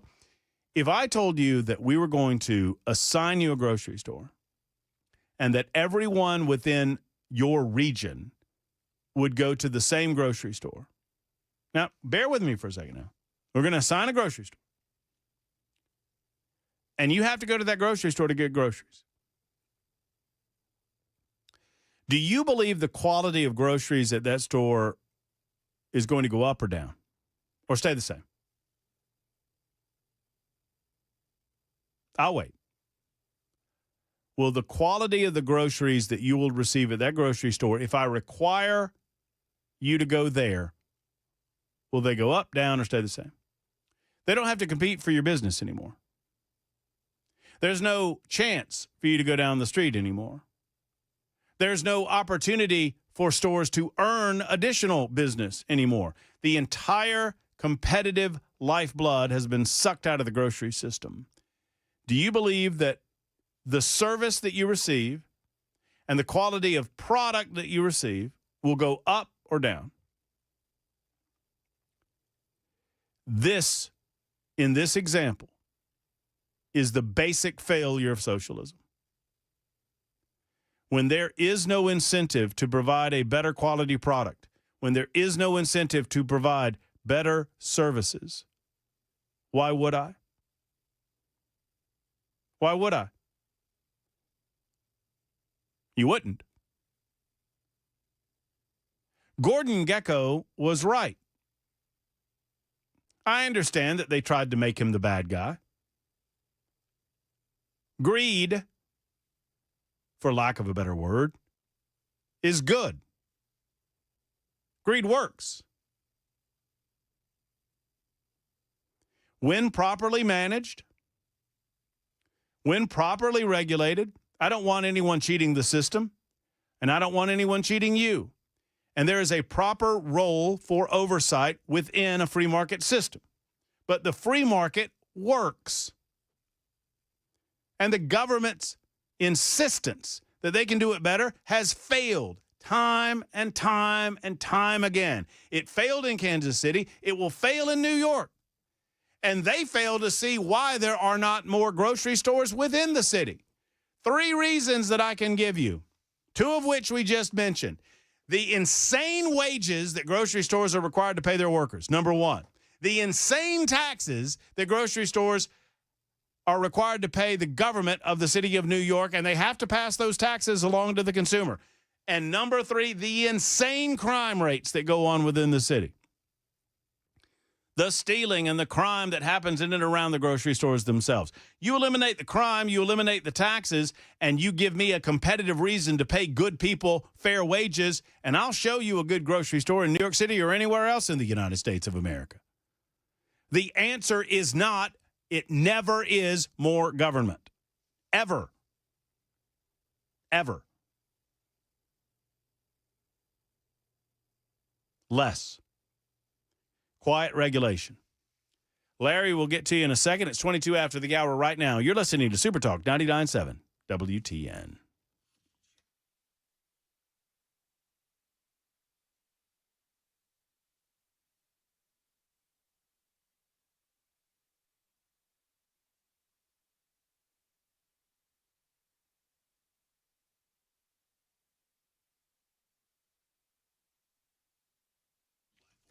Hello, friends. Matt Murphy for Grace Point Health Care. Grace Point Health Care is modern medicine delivered the old-fashioned way. It's affordable, convenient, and comprehensive medicine delivered in a direct pay format. I love the format, right? Because you know exactly what you're getting charged, whatever you have done at Grace Point. And most times, if it's covered under the Smart Care plan, you're paying $69 a month, that's the basic Smart Care plan, which includes free office visits and free basic labs and diagnostic testing. And have I mentioned that now, thanks to the Big Beautiful Bill, which became the Big Beautiful Law, you can pay your Smart Care plan through your HSA, which makes it even simpler. Grace Point is your provider that treats the entire family, from newborns to seniors, and you don't have to wait a week or 2 or 3 weeks to get in. Grace Point Healthcare understands that when you're sick, you want to see the doctor very quickly. So that's same day or next day service. If you feel fatigued or maybe like you've lost a step, they can help at Grace Point Healthcare, and they're going to treat naturally whenever possible, never treating the symptoms, but getting to the root cause of the issue. You really can afford exceptional medicine at your convenience. 599-6868, 599-6868. Grace Point Healthcare, modern medicine delivered the old-fashioned way.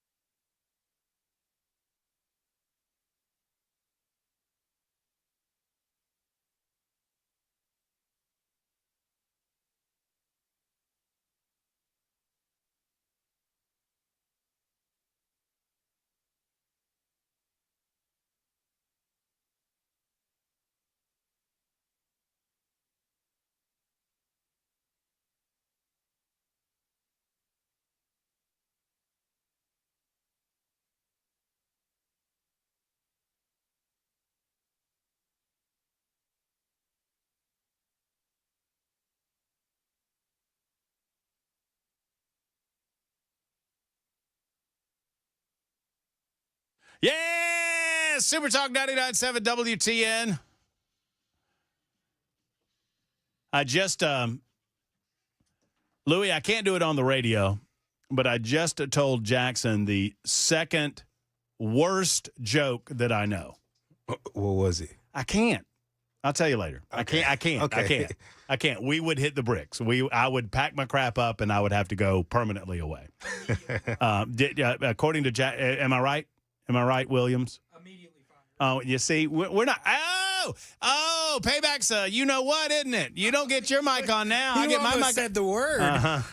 That would have been great. I like that. You start cutting my mic off. You know, I claimed when you left and let Louis take over, I claimed that you were being put on suspension for cutting my mic off. And then I had to walk back on that because everybody loves Jackson. Jackson. What are you mumbling about over there? Is your mic? Nothing. Me and Louie are just having a conversation. Why are y'all talking off air? Talk on air, man. That's how the radio works, isn't it, bud? Oh, were you saying don't put me on camera? No, I was telling him to cut your mic off. Everybody's on camera right now. Is Louie on camera? I'm on camera too. Louie, Jackson, Murphy. 6:28. We got a couple minutes to kill, bud. Three amigos. I'm going to go to Larry if that's okay with everybody. Yeah, let's see what Larry has to say. And then I'll tell you that was the second worst joke that I know. I have one worse than that. I'll tell you that in a minute. Hello, Larry. How you doing, brother? Thanks for taking my call. Larry, of course. Thank you. Listen, Tennessee is grateful for having you here. Well, thank you. As are we grateful for having Brother Ken. Now, the second worst joke I know is Dan Mandis. Good Lord, Larry. That's brutal. Sadly, I don't have anything to throw him under the bus for today. But we love Jane Jones. Jane Jones. Oh yeah, well, no, that's what Dan. That's what her Dan called her. That's right. No, that's good. That's a deep cut. Joan Jones. Dan did call her Jane. I think Dan also called her James at one point. Yes. Dan, listen, he even called I love Dan. Sam the wrong name. Sam has 3 darn letters. It should not be that hard. Dan is the hardest working man in this business, and I absolutely love him. I know that. I know that. But listen, I love you guys. I appreciate what you do. I listen every day. Larry, the next time that you and I and Dan are in a room together, and it's probably going to be sooner than you think, as long as you can get there, Larry, you get there, and I promise you, if you're in that room and Dan is in that room and I'm in that room, I'm going to kiss Dan Mandis on the top of his bald head. Listen, I told you before, I was going to wear a lipstick and kiss his bald head. But you were supposed to bring the lipstick, and you didn't. I failed in my duties. I did not realize that was my responsibility. And contrary to popular belief, I do not regularly have lipstick on my person. Also, contrary to popular belief, I do look at the time, and I do try to stay on time. And it's time for the news on Super Talk 99.7 WTN. There we go.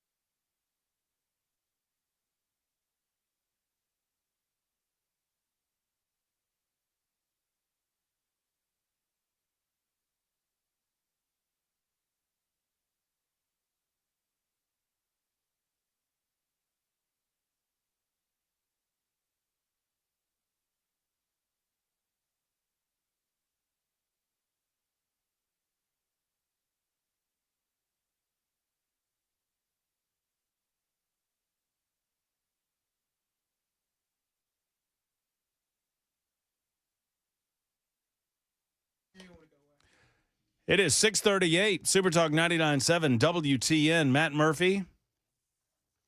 And you, apparently Jackson has decided he wants to co-host for the rest of the show. I'm just hanging out. I'm probably going to go back with Louie after this. Yeah? What, after this segment? No, after I think say we're this. all going home after this sentence. Yeah, after this sentence. You sure you don't want to be in here? So you told me before you go, there was a lot of conversation because there's apparently aren't any Winn-Dixies here in Tennessee. I love a Winn-Dixie down in Mobile, Alabama, or Orange Beach. You know what they used to call themselves? The beef people. That was their hook. They had the meat back in the day. I worked for a Winn-Dixie for a hot minute. What company have you not worked for? Man, you reach a certain age and you're shiftless and you can't land anywhere permanently. You work a lot of places. I worked at a Winn-Dixie waiting on a radio job when I was 15 years old. And I bagged groceries for 3 weeks, and all the other grocery baggers were picking on me because I was determined to be the best bagger on the front lines. And in 3 weeks, ahead of a lot of those kids that had been there all summer, I got promoted to produce. And when you're in the produce department, you can do what the hell you want to. Which How I was liked. produce? Produce is great. 25 cents more an hour there, Jackson. Come on. What'd you do? Well, you got to load up the cukes and make sure they're all fresh and spray it down. Make sure everything's nice and moist. Kind of like, have you seen Happy Gilmore 2 yet? I've not. I was really, really worried after you said the words kind of like. I was like, I just said moist. Please don't. Don't get us both fired Don't right get us here. both fired right now. And I just imagine Louis sitting in the boss's office yesterday going, I didn't have anything to do with it. I don't know what you're talking don't know about. Those two just started talking. I don't know what happened. I told him not to. That's all I'm saying. But Piggly Wiggly. Now, I love the pig. Who doesn't love the Hoggly Woggly? That's a good one. Love the pig. And you got one over in Old Hickory? Yeah, I've been going since I was a kid. Yeah. It was a Piggly Wiggly, then it was an H.G. Hill Center, and now it's back to Piggly Wiggly. You just want me to age myself when I tell you this, but they used to I have remember when it was Old Tommy's General Store. green stamps, man. Green stamps. You don't know what those are, do you? No. I don't really know what the purpose of green stamps were. All I know is that when my beloved, long-deceased mama and I used to go to the Piggly Wiggly, one, she would always call it the Hoggly Woggly, invariably. Number two, I always got a bottle of Coca-Cola, which was awesome. And number three, That was back when it still had real cocaine in it, right? 100%. And you think I got energy now? Whew. Little Murphy on cocaine. So and number three, they gave green stamps out. I don't even know what the green. I mean, I guess it was for stuff. But we had a book in the glove compartment of the car, and you would get a certain number of. They called them green stamps. They were like stamps that you would lick and attach to the booklet. And once you filled the booklet, you would get like a free ham or something. So she would let me. We'd get back into the car, and she would hand me the stamps, and I would pull the little booklet out of the glove compartment, lick them, and stick them on the. It was like a frequent flyer card. See, it's hard to be nostalgic with someone that really doesn't have any nostalgia in their past because they're only like 12. I'm 25. Same I'm nostalgic for like the early 2000s. Same thing. I feel like Louis can feel what I'm saying here. I'm talking about Mama here. Remember iPods? Now you're just messing with me. Yes. When am I not messing with Yes. you? One day you're gonna realize. Do you know what a Sony Walkman is? Yeah, it's a little yellow thing. It was like a portable cassette player. Why don't you just leave? Why don't All you right, just I'm get cool up with that. and Appreciate leave? you. Get up and leave. I feel like I'm being picked on, Jeff. What's going on, Jeffrey? I remember some H green stamps there, old feller. Telling you what, man, those green stamps were something. I don't know what we bought with them, but they were. I know I got to attach them to the booklet, brother. That, and I think Sinclair gas stations used to hand them out too, if I'm not mistaken, if you had anything like that down south. S&H green stamps is what people are telling me. And that I just remember at the old pig, you collected green stamps, you lick them, you stick them in the book, and you get prizes. And the dispenser was cool too because you could push a button and it'd punch out however many stamps you're supposed to get, you know. Yeah, that's back in the day. Yeah, I worked in a grocery store too, so yeah, Did you ever carry groceries out and then get some good tips back? Oh yeah. They said they said there was a sign on the Winn-Dixie door that said no tipping, and I never saw that sign, Jeff. If you know what I'm saying. Yeah, well, I know exactly what you're saying. You provide quality customer service, and I think a tip is appreciated for that customer service. And I was very nice to the elderly ladies that would like for me to carry their groceries to the car. Thank you. Mm-hmm. Yeah, and hit on by them cougars every now and then, probably too. Well, there was some of that going on, maybe. Oh yeah, but I called and everything. This in D.C. They got the guy hitting the cop with his sandwich and everything. How long do you think it'll be before the liberals ban the salt sandwiches now? Oh, well, yeah, that's true. It was a salted sandwich, wasn't it? So, they should. I mean, we got assailants that are popping people with footlongs. Yeah, I mean, it's got this guy with a felony charge, the same as if he'd have hit him with the butt of a gun. So, I mean, this is an assault sandwich. He used it to assault the officer. So I think it should be banned. Well, I think you got a good idea there that we need to start a campaign to shut the subways down until we can. We got to figure out some sort of system where we have a background check before you walk into the subway to get the sandwich. Yeah, and especially if it's a couple-day-old bread or something, and things get hard, man, it could really hurt you and put an eye out or something. No, it's well-spoken, brother. I mean, I absolutely love the idea. No, you're right. I mean, the absurdity, thank you for the call, the absurdity of all of this is not lost on any of us. We've reached peak Trump derangement syndrome. When we first started talking TDS, I guess it was 2016, when he got elected, I recall these things, there were stages of TDS to begin with. I mean, at first, when Donald Trump announced and came down the escalator, y'all remember this, it was 10 years ago.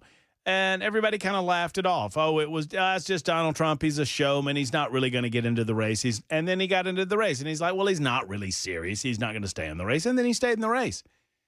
Well, he's not going to last. And he lasted. Well, he's not going to win any debates, and he won debates. Well, he's not going to win any primaries, and he won primaries. Well, he's not going to win at all. He's not going to become the Republican nominee, and he became the Republican nominee, yet still they treated it like a joke. Why? Because they were convinced that Hillary Clinton would win. And the fix was in, right? The fix was in. More on that fix in just a second. But once he won election, once he became the president, that's when the TDS really kicked in. And Trump derangement syndrome continues to this moment, to this second, to the point that anything he comes out in favor of, there is a segment of the population that they will automatically be against it. If Donald Trump came out in favor of lovable puppies for everybody, the Democrats would want to kill every puppy in America. Just on general principle, and not understand why people would look at them like they're crazy. Is my example too far from what's happening in Washington, D.C.? Donald Trump came out and said, you know what? We've got too much crime going on in Washington, D.C., and it's high time we put a stop to all of that crime. And the Democrats said, what crime? What do you mean, what crime? Have you been outside? Well, I don't see any crime. And besides, it's not right that Donald Trump wants to stop the crime. Crime is not so bad. They find themselves in a position where they're trying to defend the crime.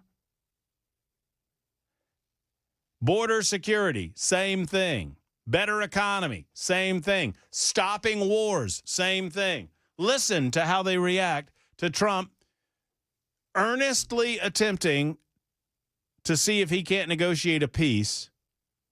And I hear people all the time, well, he just wants a Nobel Peace Prize. You know what? So what? So what? Oh, Donald Trump, he's just trying to get a Nobel. One, I don't think they're ever going to give Donald Trump a Nobel Peace Prize. Number two, I don't think the Nobel Peace Prize means what it used to mean. I mean, back in my day, a Nobel Prize, actually had some sort of cachet to it. You didn't realize that it was politicized then, and it's most certainly politicized now. But even if you don't believe him when he says he wants to stop the killing, so what? If he stops the killing and his purpose is to get a Nobel Peace Prize, the killing has still stopped. So what, his motivation? Well, he's just trying to get the economy better because he wants credit for it. So what? It's like saying that I'm opening a business just because I want to make money.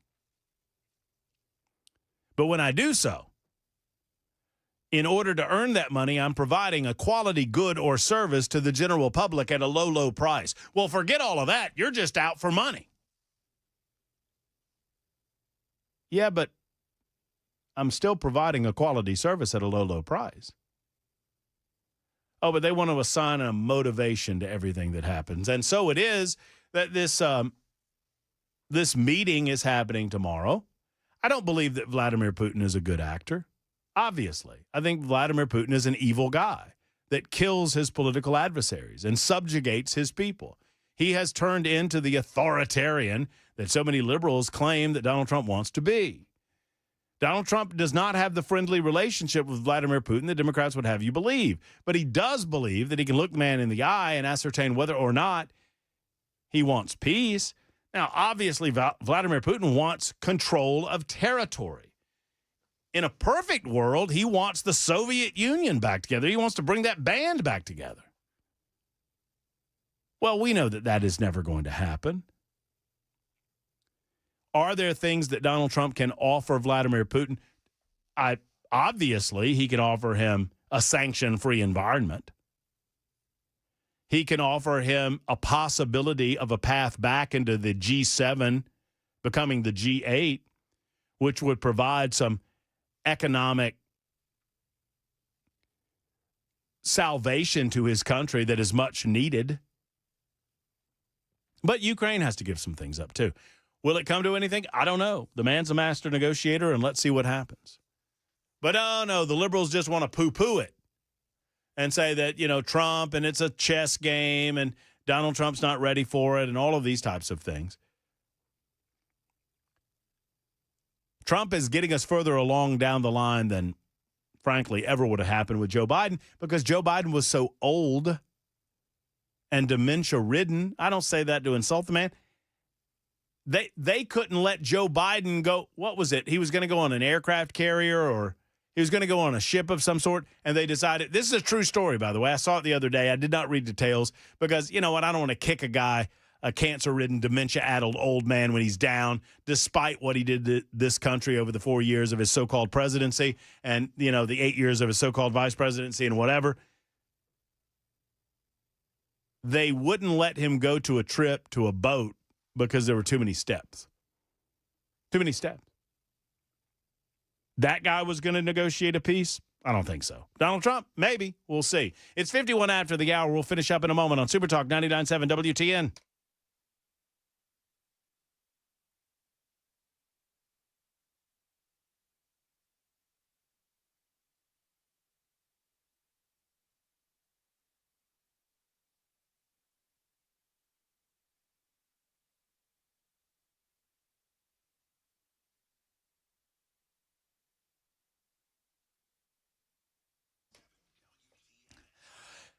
Every time I hear that promo for Dan Mandis in Nashville's Morning News, I think of him in a cheerleading outfit with pom-poms.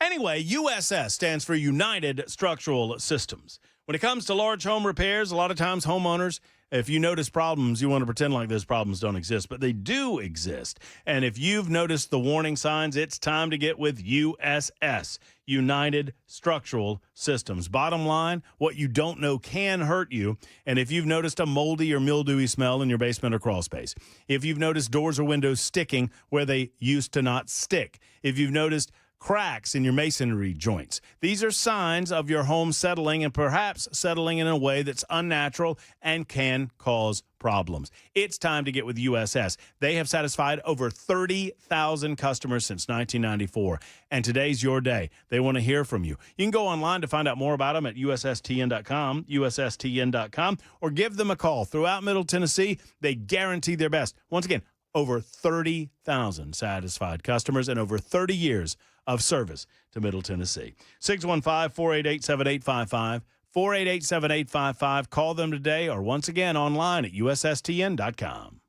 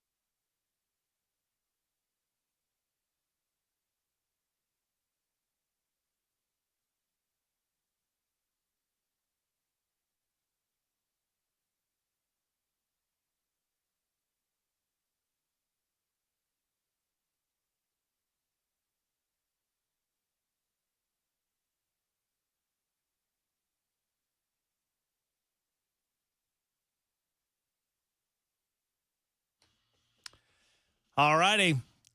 Winding down a Thursday edition of the Matt Murphy Radio Show. Excited. Louie's going to be in the house tomorrow all day, right?